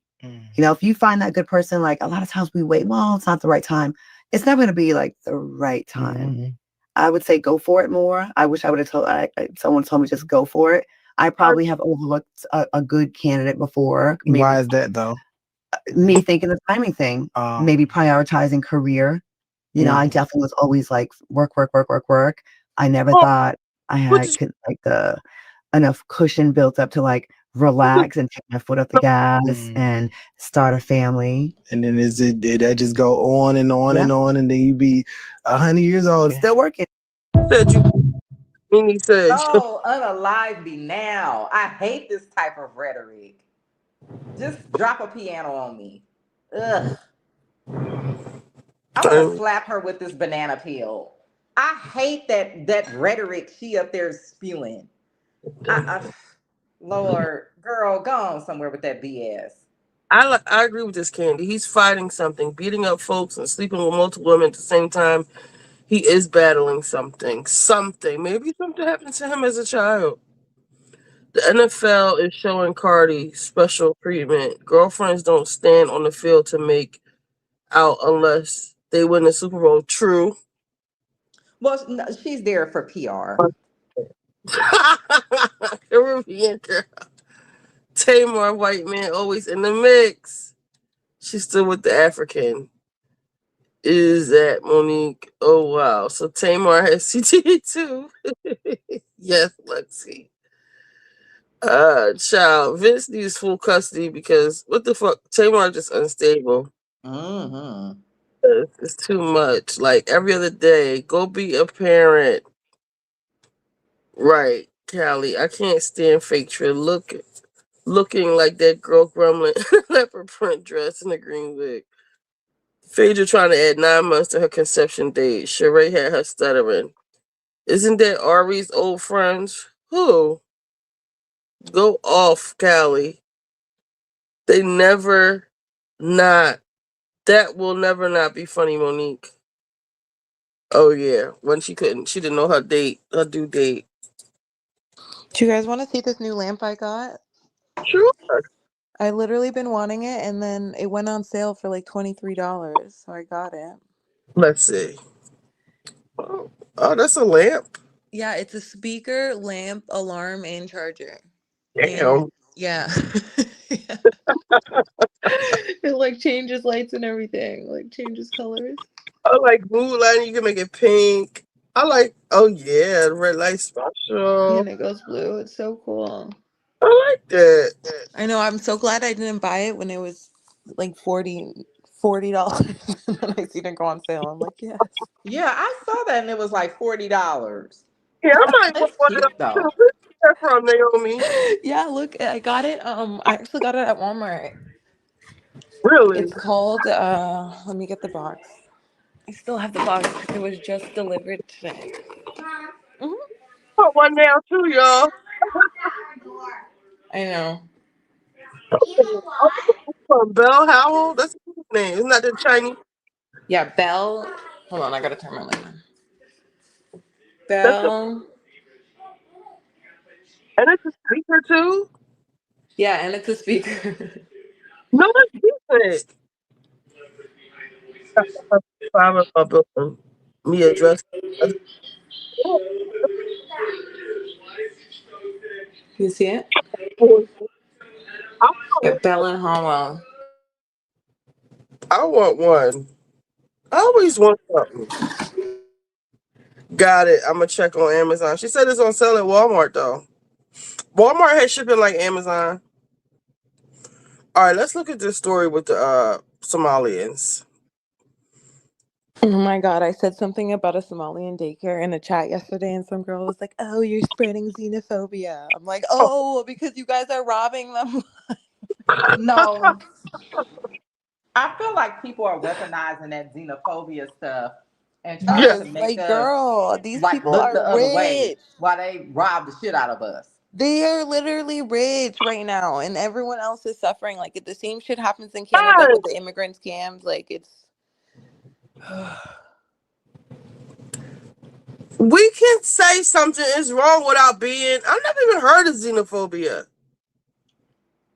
I'm not afraid of people from other cultures. I don't hate people from other cultures. But do I feel like they should come over here and rig the system and push Black Americans down to the bottom? No, I do not.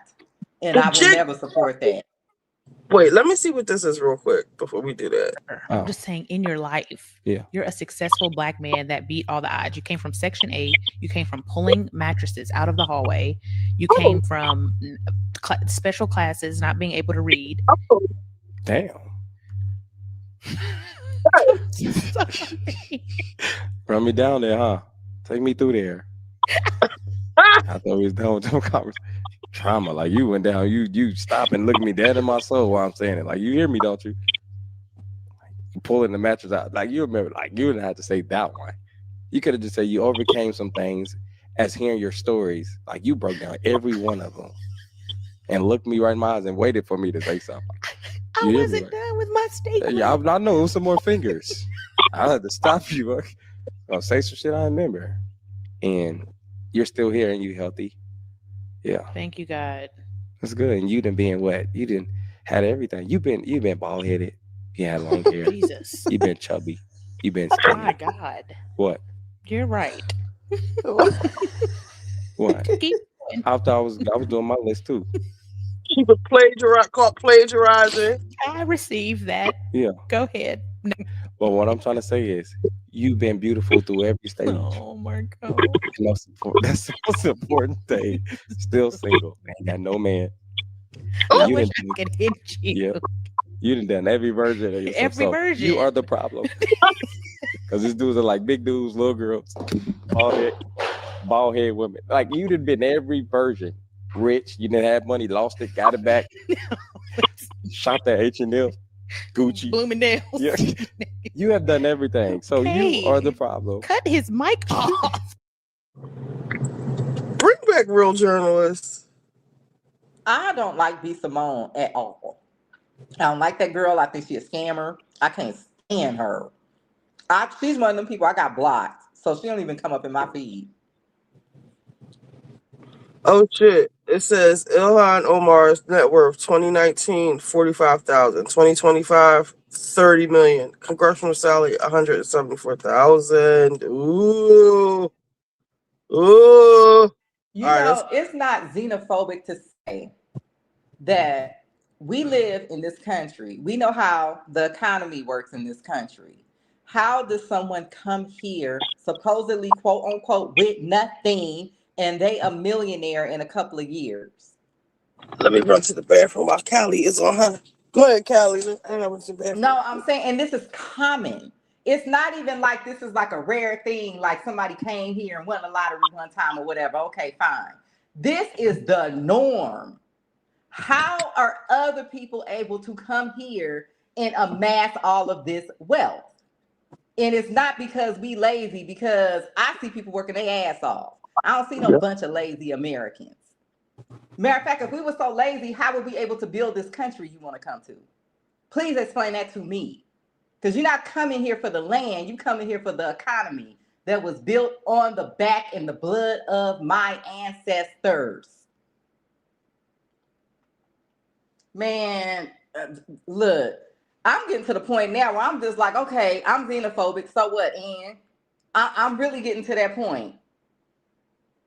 And Naomi, I know you in Canada, but here in the United States, mass immigration, illegal and mass immigration legal, period. When they brought all those people on those boats, it was actually done to undercut Black people because they did not want to pay us and they did not want to do business with us. And we were doing very, very well. So they were like, okay, let's bring some other people here. It wasn't really slavery that even jacked us up. It was that. We was doing good after slavery.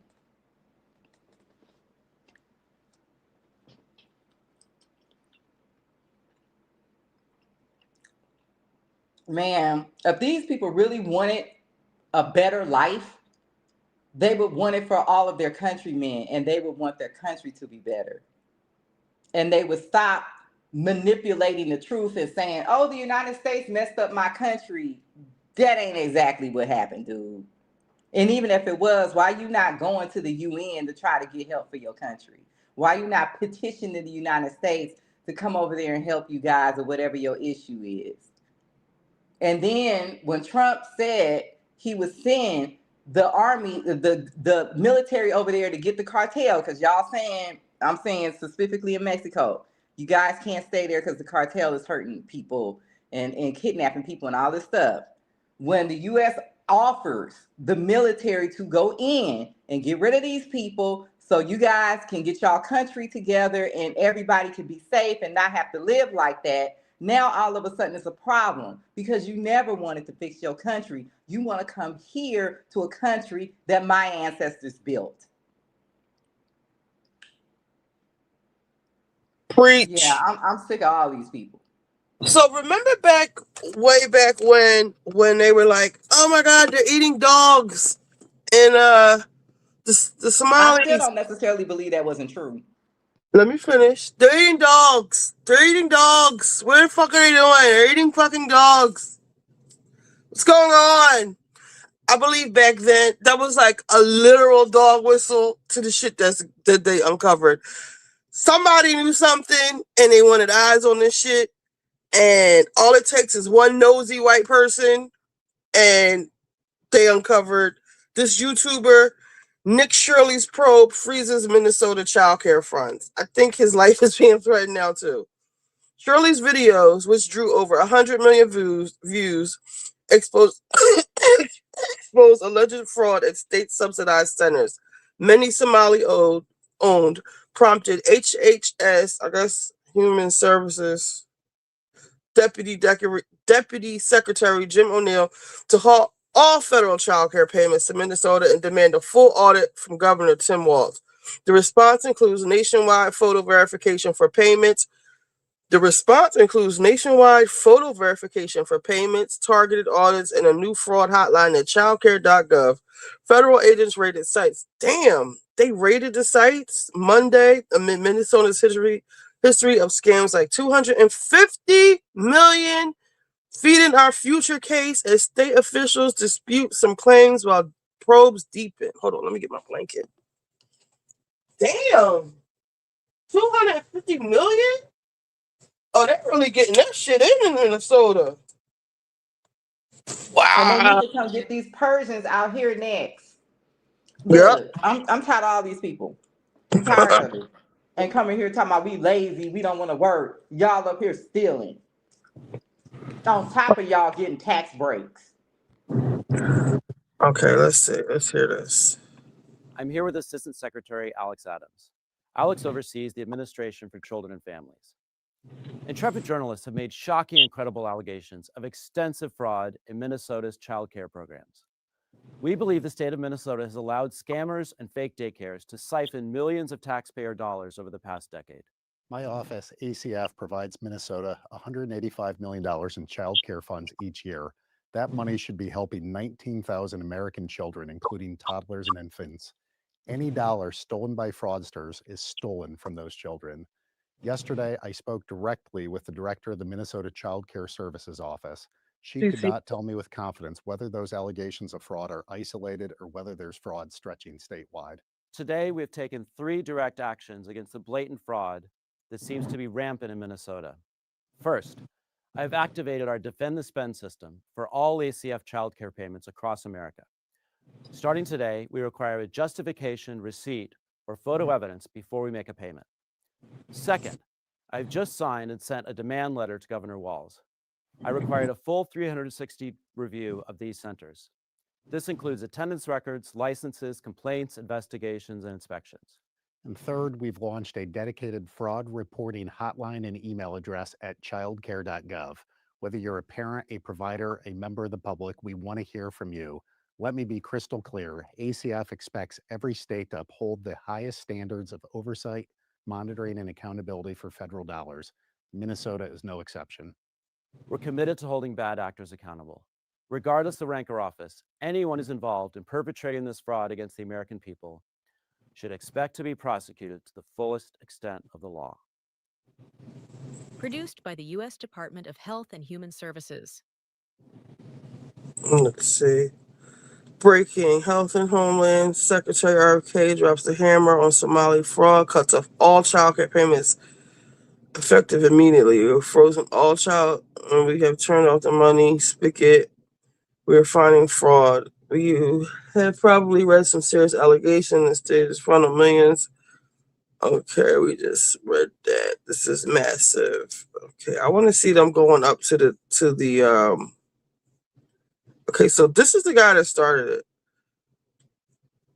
Nick Shirley reveals he's facing serious threats after exposing billions in alleged fraud. Nick Shirley, there's bounties on me in Minnesota because people are so upset as far as the fraud is being exposed because they know their time's up and they know everyone's just sick and tired of this. Okay, so let's hear it. They're so mad. The Somalians are so mad because can you imagine for years you're at the dinner table talking with your family about how everything's good. Oh, we don't need to worry because the government and whatnot. I mean, 81% of these people are on welfare, but on top of that, they're collecting millions of dollars for these companies, tax exempt, by the way, especially the daycares. So can you imagine how mad they are now? Like that's why they're right now. There's like people are so upset. Like there's like bounties on me here in Minnesota because people are so upset as far as the fraud that's being exposed because they know their time's up and they know everyone's just sick and tired of this happening inside their own state and across America. What have some of those threats been? Yeah, there was apparently like a bolo that they used. That's the word that some people told me was on me, and I can't reveal too much just because I don't want to reveal. But like, yeah, lots of messages, death threats, obviously on social media, and then it's just not the most safe thing for me to be moving around freely right now. I think that's fair. I mean, so this was the guy who was going around like knocking on the doors of these. There's an episode. I don't want to watch the whole thing, but what is Rumble? Is this like a new YouTube? Because if so, if they're not doing that copyright shit, sign me up. Rumble is something I believe 47. I don't want to keep saying his name. I think he came up with it because YouTube was flagging people. But one of the ladies that I watch Voodoo every day. She streams on Rumble. I'm gonna actually write this down and look into it because I'm tired of YouTube. I know it's more. It was more created for like political stuff, and they won't flag you. But I also know a nurse that she does beauty treatments with like injections and stuff, and she streams over there too because YouTube won't let her do it. They flagged her. I'm gonna see if StreamYard let me stream the Rumble. I know Rescreen probably does. I don't know about StreamYard. Okay. Oh, so this is Don Jr.'s Nick found over 110 million in suspicious payments in a single day of investigation. A single day. Imagine how much more there is out there. Just right now, I want to look at the little clips that we saw of. I'll come back to that. The daycares. Okay. My name's Nick Shirley. And, we are from ourselves. Yeah. Hello, we'd like to ask where. Naomi, this is like the perfect time for you to get on some shit with this daycare center. I don't know how y'all shit is set up in Canada, but they get funding from somewhere, and you need to be like, my black child is you are mistreating my black child, and I don't know if y'all have civil rights there in Canada. I can help you look that up. Text me tomorrow.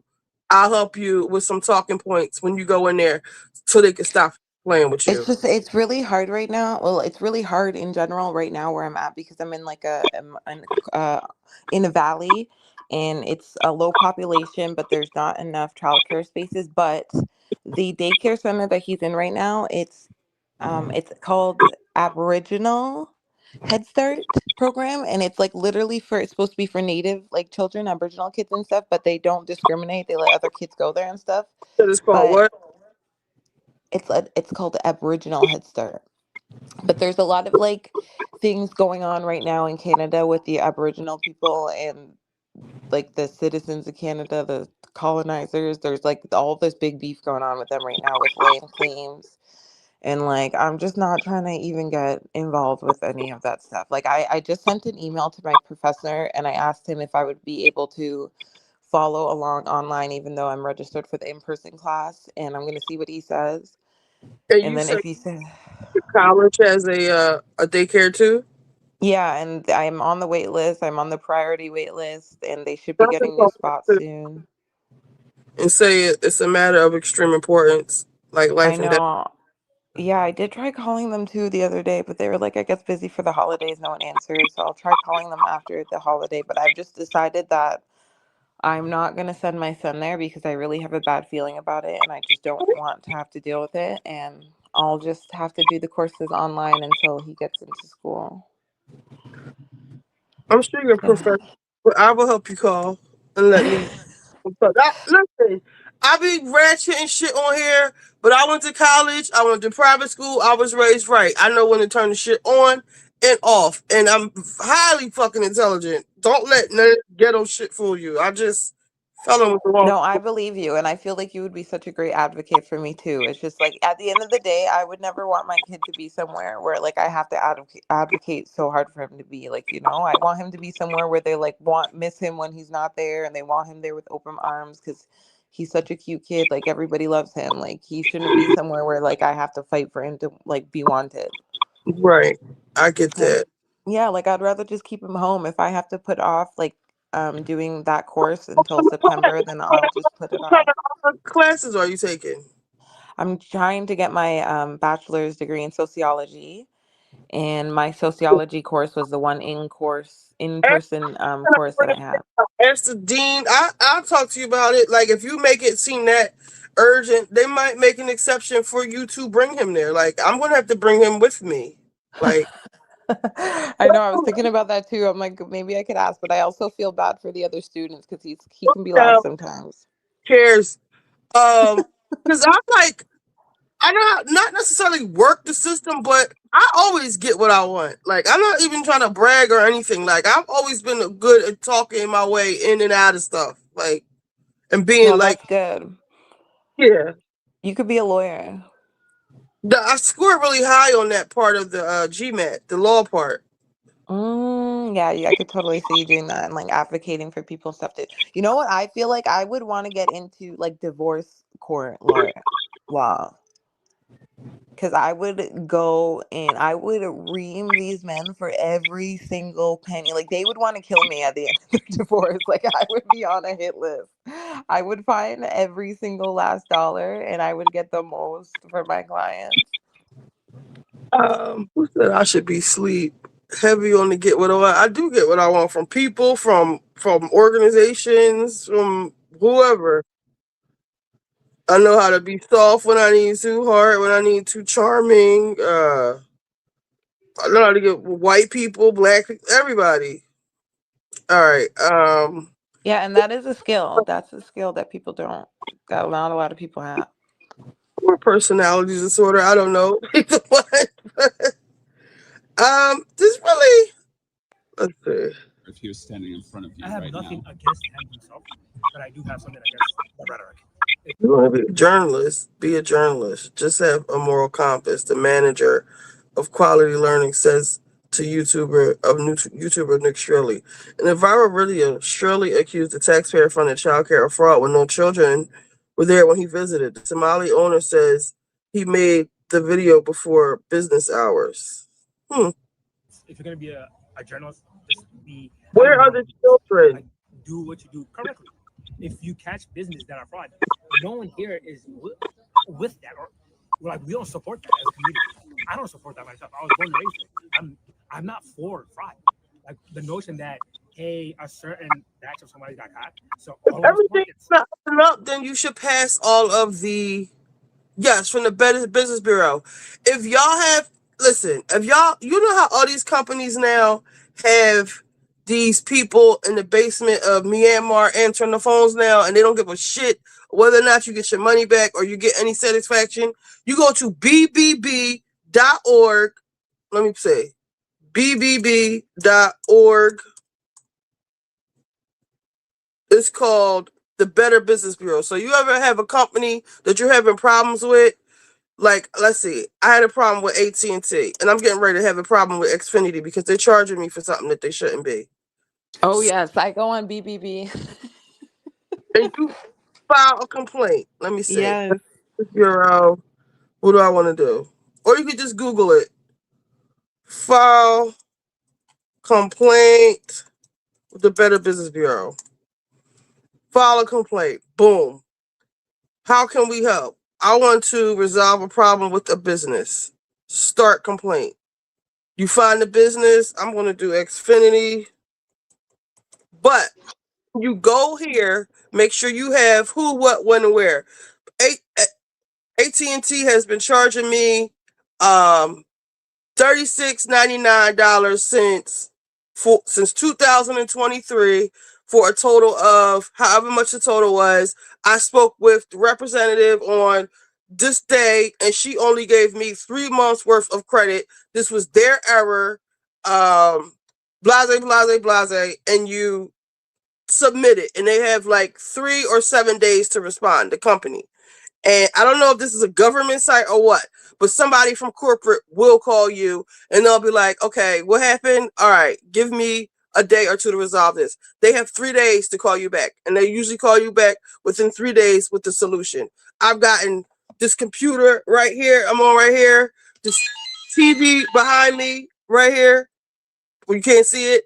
I've gotten whatever I've gotten from right here. Gift cards that I brought from Target that as soon as I activated them, somebody fucking used them, and I went to Target. Don't call us. Bitch, I gave you my money for this gift card. What you mean call them? They talking about have our specialized team look at it in 90 days. We'll get back to you. No, the fuck you ain't. And they said overnighted me new business, new gift cards. Don't play with them people. Don't even argue with them. Go right here to the Better Business Bureau and file a complaint because they got 7 days to fix it. Yeah, that is the best way to get them to respond to you because it's all public. So everyone will be able to see what they're saying to you in response, how it was resolved. And yeah, they don't like having like bad reviews on there. Right. And they like to say, we resolved this thing with her and everything's straight now. Like I've we're heard not a of bad that gift card scam with the as soon as you activate it, they take it. Yep. At Target. Don't buy no Visa gift cards from Target. Yeah, they have it like digitally somehow. So as soon as it's like bought and then activated, they already have the numbers and then they get a notification and then they just boom. Yep. They used it at Tommy Hilfiger in Connecticut. Let's see. My mom is the same way. I told you remind me of her. So it's getting late. It is Tuesday. Is there anything else y'all want to talk about? We can get into this, but they scamming. They're getting caught. If everything's on the up and up, then you guys should be able to stand up to the allegations. Say, look, these are all the kids we have here. These are their names. These are their records. Like, why are you standing outside? If I had a business and it was legit and these motherfuckers was at my door, here, come in. You want to see the kids? They're right here. What the fuck are y'all talking about? If everything's on the up and up, what's the problem? Why are you standing outside in the snow in a t-shirt? Let them in. Now you're not getting no money. And the whole thing is they came here. They come here, you know, the Somalis, they're Muslim, they have several wives, and they all work at Walmart. Now, this is what I'm getting from the internet, okay? So don't shoot me. They all work at Walmart, and you know, Walmart pays you just below the poverty line to where you for food stamps and Medicaid. So, okay, we already have food stamps, Medicaid. We get some type of housing, Section 8 in Minnesota. It's probably easy to get Section 8. The landlord is probably another Somali person. And then you qualify for childcare, which is CCIS. If you're low income here, you can qualify. The government will pay a portion of your childcare. So when people get mad at Trump for cutting all these programs, they're thinking he's just being evil. And don't get me wrong, because y'all putting us in a position to defend Donald Trump. However, he's not wrong with a lot of the shit that he's doing. It's just that everybody else has to suffer for, as they say, bad actors. Like, also remember that those 2 politicians that were murdered were from Minnesota, and the one girl was against giving immigrants benefits. And this man just said he got a hit on him. These people ain't these holy people that's just praying and not. Every time I hear a pirate, they Somalian. Another thing, I'm gonna say this, and I'm actually quoting an Iranian woman when I say this, and I never thought about it like this before.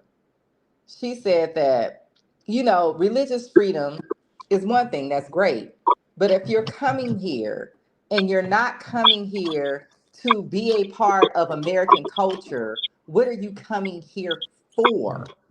Like, what is your motivation for wanting to be in this country if you are going to be totally culturally something else different? Wait, say it again. Basically, she was saying, because she was talking about, you know, people of this certain faith and how they essentially come here and do the same exact thing they were doing in their country. And she said that if you're coming here and you're not coming here to be culturally American in any way, what are you coming here for? Like, why are you here? And she said that, you know, because she's from Iran and you know what happened in that country. And she said that, to be honest, you guys are too open. Y'all should be looking at all of these people funny that are dressed like that. Because why would somebody be wearing that here? If that is the way you want to live, why would you come here? Listen to this.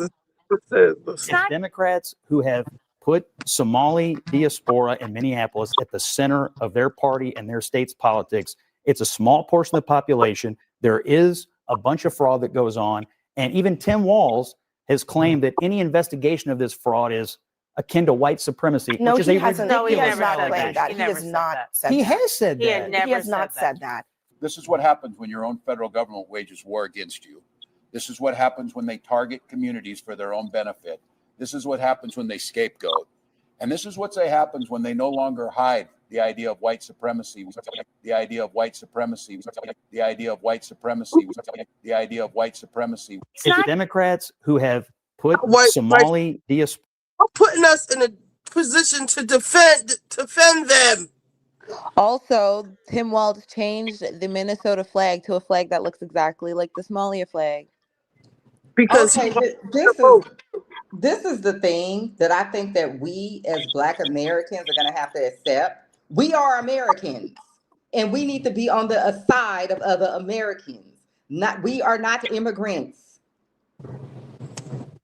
What is because this? what's happening is we're supporting things that are hurting us because we don't want to support the other Americans because we think they're our enemies. Right. Right. You're right. This man literally just got up there and did what he said, and you got two Black women. No, he didn't say it was white supremacy. He didn't say it was. I'm like, this man is telling you what he said. Just like you had Ann Coulter was sitting at a desk yelling, a white woman that has said racist things herself, saying this stuff was for Black Americans. Like, what is wrong with y'all? You know, this is ridiculous. They are speaking up for us more than we are because we have been so brainwashed to think that we need to be against our own countrymen. We are not immigrants. This is hurting us. They let these people in this country to undercut us. If you research American history, that is why all of this started. They were looking for a cheaper labor because Do not compare Irish.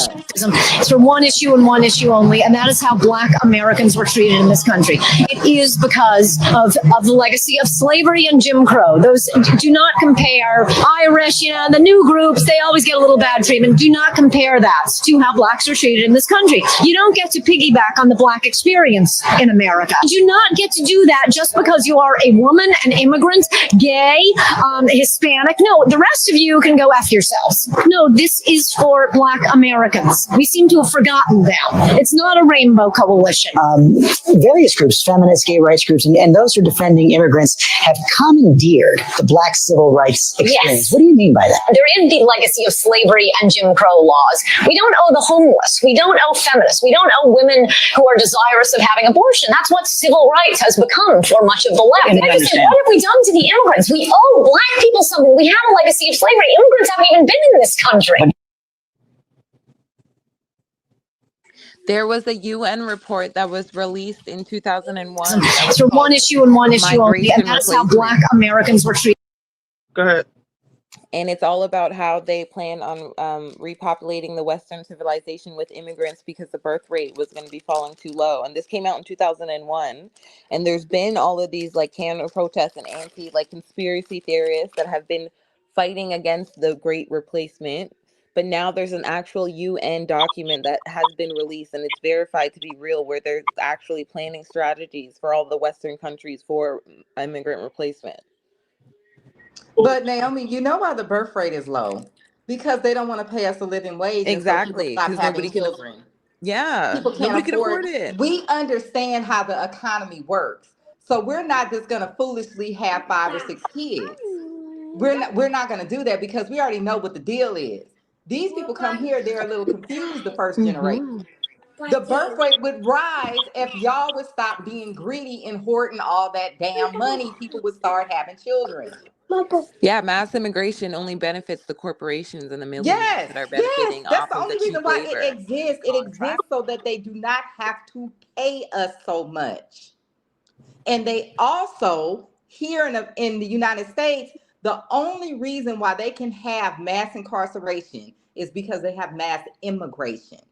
Because you cannot have that many black men in prison if you don't have other people to replace them.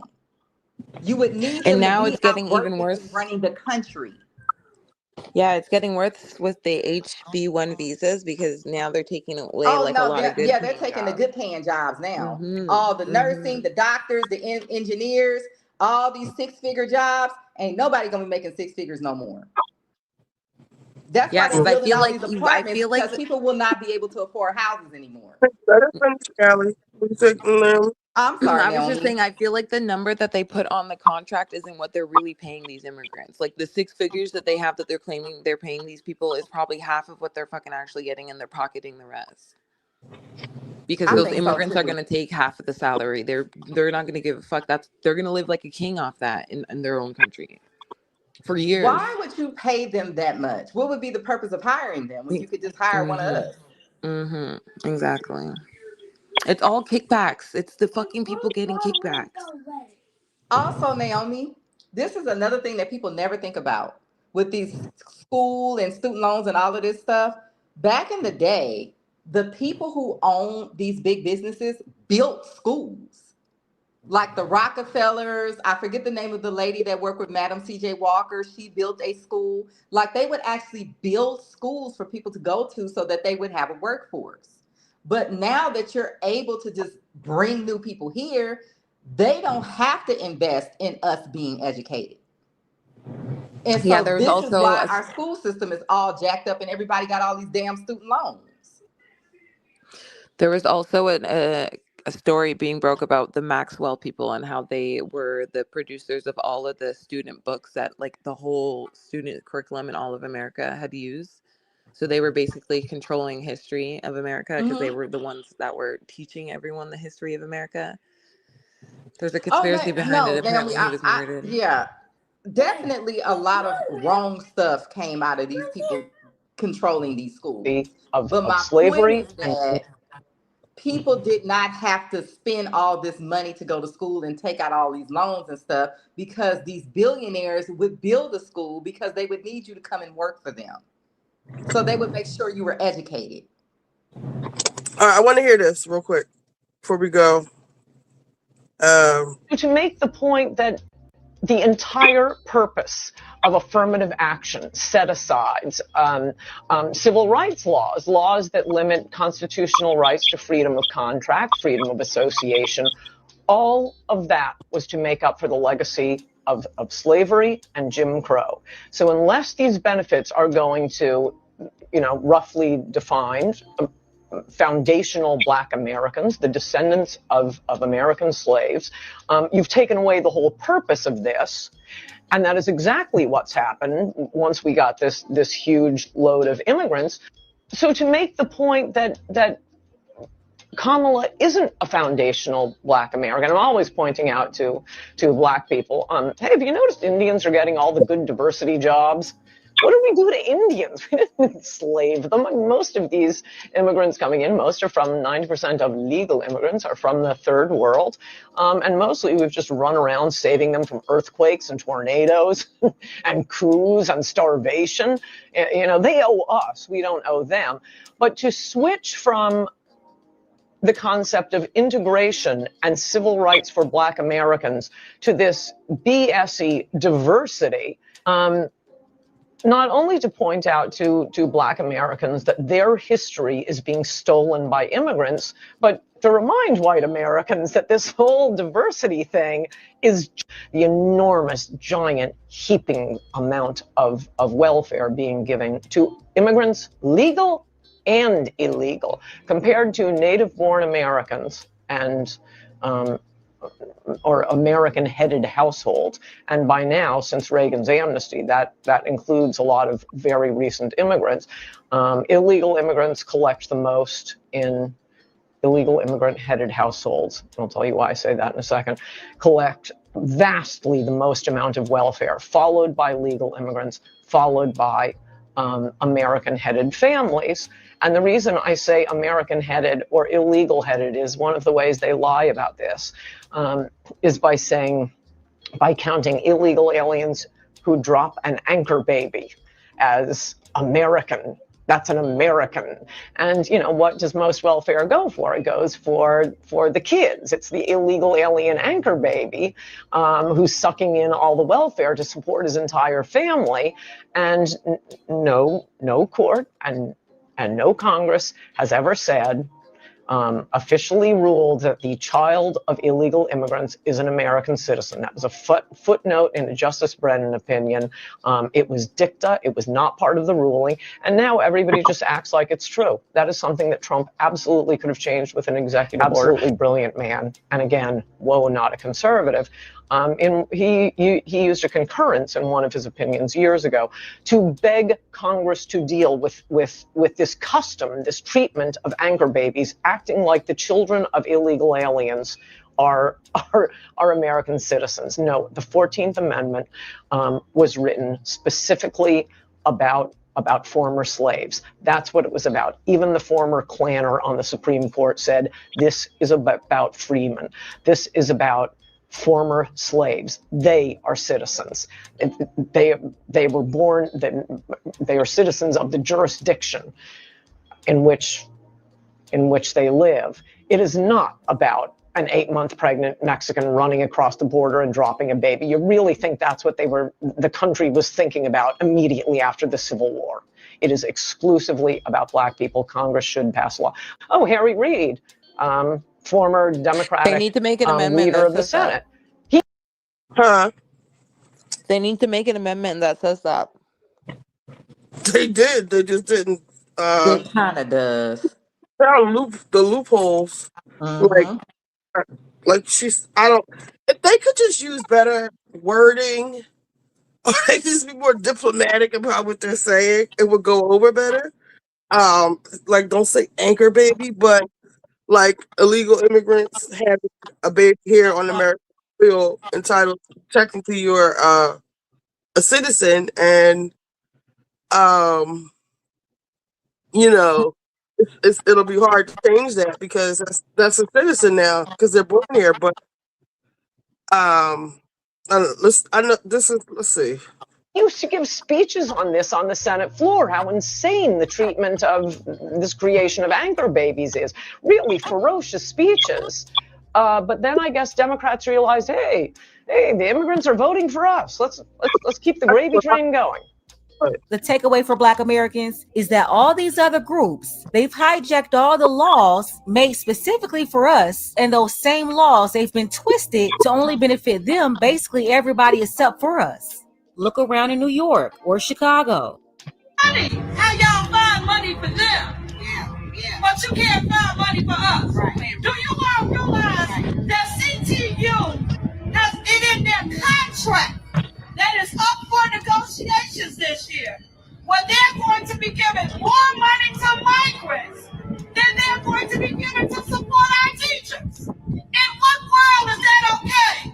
You want to give migrant kids $2,000 a month for a stipend in your contract? What about the rest of the kids who are hungry and suffering here in Chicago? Do you not? I have to give a little bit of pushback because a lot of Black people don't want to work, okay? And the immigrants come in and figured out a way to get the money and do what they need to do to get it. on one hand, we can say all this stuff, immigrants, but on the other hand, Black people, we have allowed this shit to happen. We have allowed every corner, at least in my neighborhood, to be immigrant owned. Well, y'all out here on the corner selling drugs and doing whatever. And I understand, certain, you're a victim of circumstance and a product of your environment and all that. But at the same time, where is the accountability of Black people? Are you ready to go take over the corner store? No. Y'all don't want to go to school. Y'all don't want to do what's needed to do so you can get the things that, fortunately, I do feel like people are waking up. Black people are waking up. Some people, unfortunately, are just lost causes. We can talk about that a whole nother day. But finally, I feel like Black people are waking up. People now want to have LLCs and we see a lot of stuff online, even though a lot of it's scamming and stuff. But we see a lot of Black people getting into ownership and generational wealth, where so they weren't even thinking about that shit before. Because I think that it has gotten so bad with the immigrants that they are finally, letting the information trickle down a little bit. I feel like information has been hidden from Black people unless you go to college and surround yourself and network and be around certain circles. But the information is getting through now, or at least people are interested in ownership and generational wealth. And so I don't have to listen to the rest of this, but because it is almost 1 o'clock. I want to spend 5 more minutes.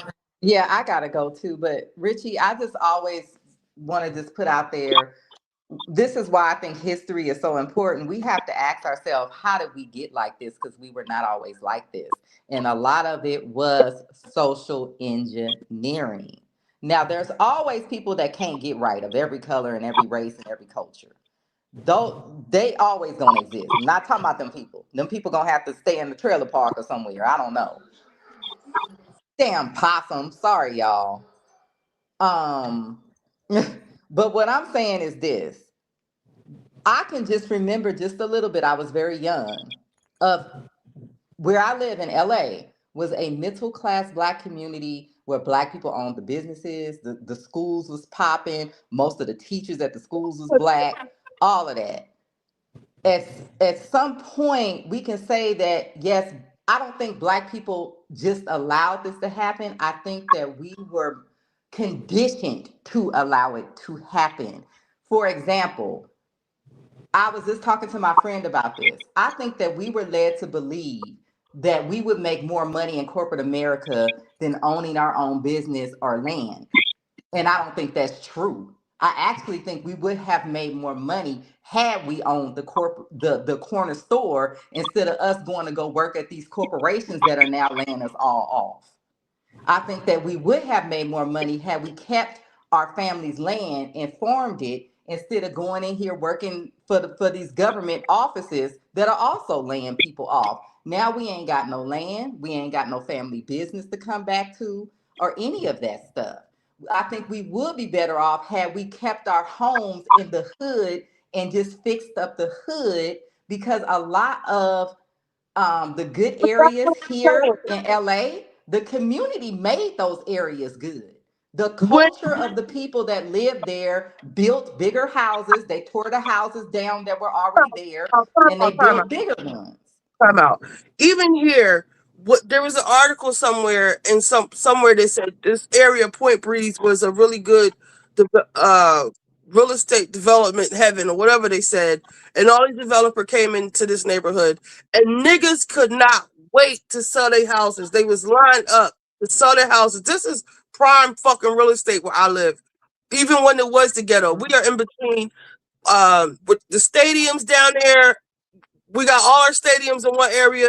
Center City is right there. Y'all see where I live? I could just walk right to all that prime real estate. Niggas could not wait to sell their fucking houses for like $40,000, $50,000. These houses are worth between $500,000 and $1 million now. They couldn't wait to sell it. That's something within Black people. They just give me the money, give me the money. You going to sell this shit and go live in an apartment and go live in a lesser part of town instead of holding on to what's yours. Nobody talked them into doing that. Nobody forced them to do that. They willingly did that shit. And we used to be like, don't sell, don't sell, don't sell. They was not trying to hear none of that shit. All they saw was that little bit of chunk of money. They thought it was so great, but now all of them are kicking themselves in the ass because of what the neighborhood has become. And I had a foresight to see what was going to happen with the neighborhood. So I'm not But really I trying also think that one of the things that happened when we were redlined, we were put with black people that we would have never been around. Because all black people ain't the same. You see what's going on, and you have to wake the fuck up. It's just like when you get victimized by something. Are you going to be a victim of it your whole life, or are you going to go to therapy, fix yourself, or do something? It's just not always somebody else's fault. Like, when are you going to take control of or try to do something other than what you're doing? It's not always somebody else's fault all the fucking time. It's just not. I think that there's some black people that are never going to do that, and I think that we need to separate from them. Some people are lost causes. I honestly think that's the only way we're going to make it. Hell, like, you're doing illegal shit, so you're in fucking jail. Like, the girl, I saw the girl today that I had to beat up, and she was looking all sorry. She hugged me and stuff because she went through hell being in jail. I told you she's a drug addict. She had to go through withdrawal and all that shit, and this, that, and third, and she came down off of whatever she was on, and she, you know, she apologized to me and all this shit. And I was saying, like, that's crazy. Like, you had to go to jail. Like, you had to go through withdrawal. Like, that's, I was at, like, was you in there like Ray Charles? Like, you know, when Ray was in the bed, he was doing all this shit. Yeah. He was like, you know, nobody, well, the goal is not to go to jail. I said, yeah, but shit happens. Like, you was wilding, you was drawn. Like, that happens. You got to jail, went to jail because of what happened to you. It wasn't because of the white man was oppressing you and all this shit. Like, hopefully you won't have to do any time. She is a sweet girl. For real, for real, for real, for real. And she's a veteran. She's just a little cuckoo. But those white people exist. I also lived in the South. I grew up in the South mostly. Those white people exist. There are white people just like what you're talking about. Other white people just get away from them. They don't try to go and build something with them. They leave them over there in that trailer park. And that's what we need to learn to do. We got to separate. We can't use those people and say they ain't doing nothing, so we can't, none of us do nothing. No, they need to stay the fuck over there. And some of them need to be in jail, to be very honest. Like, I feel like these boys that's around here shooting shit up, like, I feel like most of them are lost causes. They don't want to hear nothing else. I don't know. But I think the people that need to leave the hood are the people that are tearing the hood up. And the people and the other people need to build the hood to be Beverly Hills. That is what I think needs to happen. Sidebar. My daughter went to school with somebody who owned a recycle plant, and he said when you get water bottles, you're supposed to do them like this. I don't know if anybody knew. That's what he said you're supposed to do. I saw my neighbor doing that, but I didn't know what he was doing. I thought he just didn't have room in the trash can or something. Yeah. So guys, I've been on here for 5 hours. I did not plan to do that today. I gotta get my ass up and trade in the morning. I promise a Patreon coming this week, maybe, possibly tomorrow. I don't know who's going to be home for tomorrow night. I'm not going out. I'm tired of the world. I want to be in the house, safe. If everyone's home tonight, or we could do a New Year's Day, we could do a Friday. It doesn't matter. But I'll probably come on tomorrow. I'm not doing shit. I don't have any plans. Does this mean Beverly Hills is coming on too on Thursday? Let me see if it's on my DVR. Like they're all back? Are they all back? Thursday is literally a holiday, though. I thought they all were going to be back until like next Beverly week. Hills, y'all. I know people say it's boring. I love that show. It used to be good. I don't know. No, I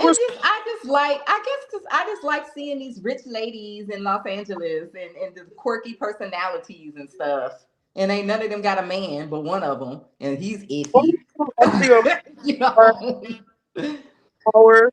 To me, they're so weird. Like the things that they get angry over, and like the way that they move, like it's so like high society. Like it just like it confuses me. There's no damn high society here in Los Angeles. This is just bored rich women. Yeah, like literally, like they're confusing. This is not like we don't have one second they'll be like, here. "Oh, we cannot talk about that," and then the next second they're trying to like make Brandy like admit that she was eating pussy, like Denise was eating pussy. It's like, what? Like, I'm so confused. Look, I've been sitting at a restaurant eating next to Mauricio, and I ain't no goddamn body. There ain't no society here. Get kicked out of how white people fight. I mean, rich white people fight. Like even us watching Salt Lake City, like them whispering, "You That was hilarious. I'm like, y'all could just wait till y'all got out of there to fight. Y'all gonna have to fight up in the place where y'all ain't supposed to be talking right now." Brittany, like I take long so my hair looks like glass. Like that's what I want to see. Like I want to see ridiculousness of. I don't want to see Portia and Shamia about to come to blows and like and Britt Edie and I'm just so disgusted by Atlanta. I don't like what they've done to Atlanta. To me, Married to Medicine is my Atlanta now. I don't even know if I'm gonna continue to watch Atlanta Housewives. Nene has to save Atlanta. She has to. Even Potomac. The only way to save Atlanta, I'm going to say this. I know certain people don't agree with me. The only way to save Atlanta is to bring the original girls back. That is the only way to save it. Nene, Kim, Candy need to bring her ass back now that she's getting divorced. Yes. Portia, whoever else, maybe not Deshaun, but like those key girls, we have to bring those back. Maybe Lisa. I like Potomac, but I need Karen to come back because Giselle is too mean. It's crossing over into that ghetto, black, ratchet territory. Like I want y'all Karen. know Giselle was always the ratchet one. It's a light, even when she gets people together, it's like she does it in like a classy way when she reads Ashley or Robin or like Giselle is not in charge of the girls. Giselle is too fucking mean. Like they need to bring Karen back, and I hopefully she's coming back. And I don't really have too many problems with Potomac, really, because Stacey, like I like Stacey because she gives me that dinginess of Salt Lake City, where it's not that serious, it's not that deep. Like they're trying to make it deep, and that's probably why Andy likes her so much. The reason why I got this blanket is because my window is open because of the smoke, but it's so windy here, like Chicago. So I got my little blanket on. But anyway, Stacey's bringing the light and the whatever. Karen needs to come back. But I think it's been a lost cause. I think that they seen what happened with their New York City reboot, and that's why they're not going to risk it with New Jersey, which is why they're getting Charisse and all them together. And I think especially with these old shows where it's like, we want to like see these people that we fucking grew up with. Like some of these seasons, these shows are 20 seasons in. Like that's a long time to be watching one person. We have so much history watching this one person. Like even if they don't have a storyline and stuff every season, like we still just want to see what they're doing because they feel like a friend, you know? Right. And then when they start just bringing on these random people that we don't give a fuck about and they're not even interesting, it's like, then we're going to stop watching the show because our friends aren't there and these new people suck. Like 1 + 1 = 2. I've been saying that we are invested in these stories that we started out with. I don't give a damn about Kelly, Brittany. Damn, I like Angela, but I don't give a fuck about. I don't know her. I mean, she seems like a very good addition, but we keeping it all the way fun. We're invested in the original cast, and that's it. Cynthia, I forgot about Cynthia. Like, bring those girls back. That's the only way to save it. There's nobody that you're going to be able to get that will get me back interested in Atlanta. Agreed. No. You know, I think what Kenya messed up. Bring Kenya back. Because y'all got Kenya. I think that Kenya, instead of her doing commentary on YouTube, she should have did her own reality show like Blueface Mama is over there doing. That's where Kenya messed up. She should have got some friends of hers and did her own show. And I bet it would have got picked up. Kenya is not charismatic. She's not funny. She's not engaging. She's very yeah, but mean. she has a fan base though. But how come her fan base isn't watching her YouTube? Because it's not entertaining. It's boring. Like I just said. Yeah. She needs an ensemble cast. She needs somebody to like feed off. That's why I said she needed a group of girls and do her own. Instead of her just sitting on YouTube in a chair doing what we do, she should have gotten a little production team together and created her own show and put it on Patreon, and it would have got picked up by a network. I know it would have. I don't think so, unless she's going to make it like a Vanderpump Rules in her salon. That's what I was thinking. That's what I was thinking. Something like that. So I don't want to see Kenya with any new people. I want to see Kenya with the girls I just named. I don't think they're Otherwise, gonna let her come back. if they were to reboot the whole thing, like I said, they would. They should like get rid of all these other bitches. Kelly, who else is on there? I don't even know who's on there. And I Who's don't on? want to see K Michelle no more. K Michelle been on like 4-5 reality shows. The absolute fucking. Why would you put K Michelle on Real Housewives of Atlanta? Like, I where? have no idea. None. That's really why I don't want to watch. It's like I'd rather watch a issues- regular person than K Michelle. Like, I agree. K I think Michelle. some of their issue is that they also have Married to Medicine. Listen. And those are housewives on Married to Medicine. If they want to fire, they might as well bring Kenya back. If they all K Michelle does is cuss, fight, and fuck. That's all A it hood does. rat. That's another hood rat. like I don't want to watch people who like new people who already know about being on camera. Like if it's a new person, I want it to be completely new, who's gonna be vulnerable, who's actually gonna show us shit. I don't want to be like someone who's acting a character.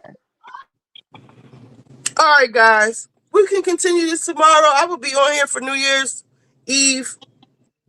If you want to come to my New Year's Eve party, I'll be here. Whatever y'all want. But let me get some rest. It is 1 o'clock. Everybody get some rest. Yeah, we'll be back up here tomorrow. I want to make baked potato soup so bad. So I'm going to do that. It's only 10 o'clock here. Yeah, shit. but I got to get up and catch the market because I've been missing money because it's been moving early because the holidays. Early tomorrow. Yeah, you're right. Okay, Yeah. Beverly. Don't leave out Potomac, Atlanta. It's become City Girls of Atlanta, yes. Had a much needed nap for the night, and you guys are still on some rest. I'll be on for your New Year's Eve. Yes, about to watch the replay. I get what you're saying, Richie. I like to watch housewife shows that are light, uplifting, conflict. Right. And you see how fast the Salt Lake City girls get over their arguments.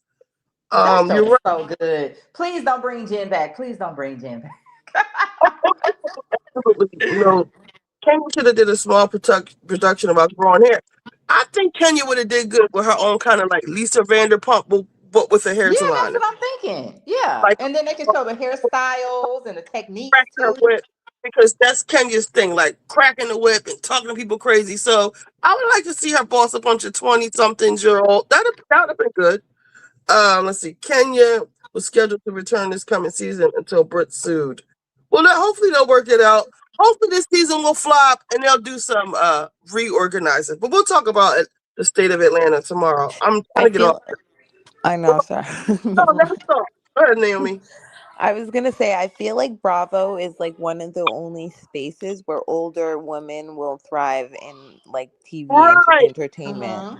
So like Kenya will have a really hard time finding another spot at her age, you know, and like using like her sexiness as like her symbol to get her in a door somewhere. Like it's hard when you're almost 60, you know, to use that. And I think Bravo messed up trying to, go with the different demographic. No, like I said before, we're all aging at the same time. We're all aging at the same time as the original girls. So we're getting old too. We don't want to watch a bunch of young girls. Bravo Andy's getting old, all his hair is getting gray and stuff. Like, some programming for us. They got all of it shit. You got VH1, you got Zoo. Yeah. We need and to- why would we want to watch City Kiarna? Girl. She's never been married. She doesn't have kids. She doesn't know anything about what being a housewife is like. She has no idea what the responsibility of being a housewife is like. Like, she's just Kiana annoying. Ain't got no money. She ain't got no pedigree. Who is she? Who are you talking about? Kiarna. Like half her scenes are with her mom. Like, oh my god, like girl. Please. But see, the thing is, The black That ladies. whole hot girl thing, stripper thing, all of that stuff, that era is over anyway. That's not even trendy anymore. No. Okay, guys. For real. It's 5 hours and All 15 right. minutes. Good night. I will see her tomorrow. Good night. I texted you, Richie. Okay, don't forget. I will call these people for you tomorrow. I will. Okay. Good night, guys. Good night. Bye. Bye.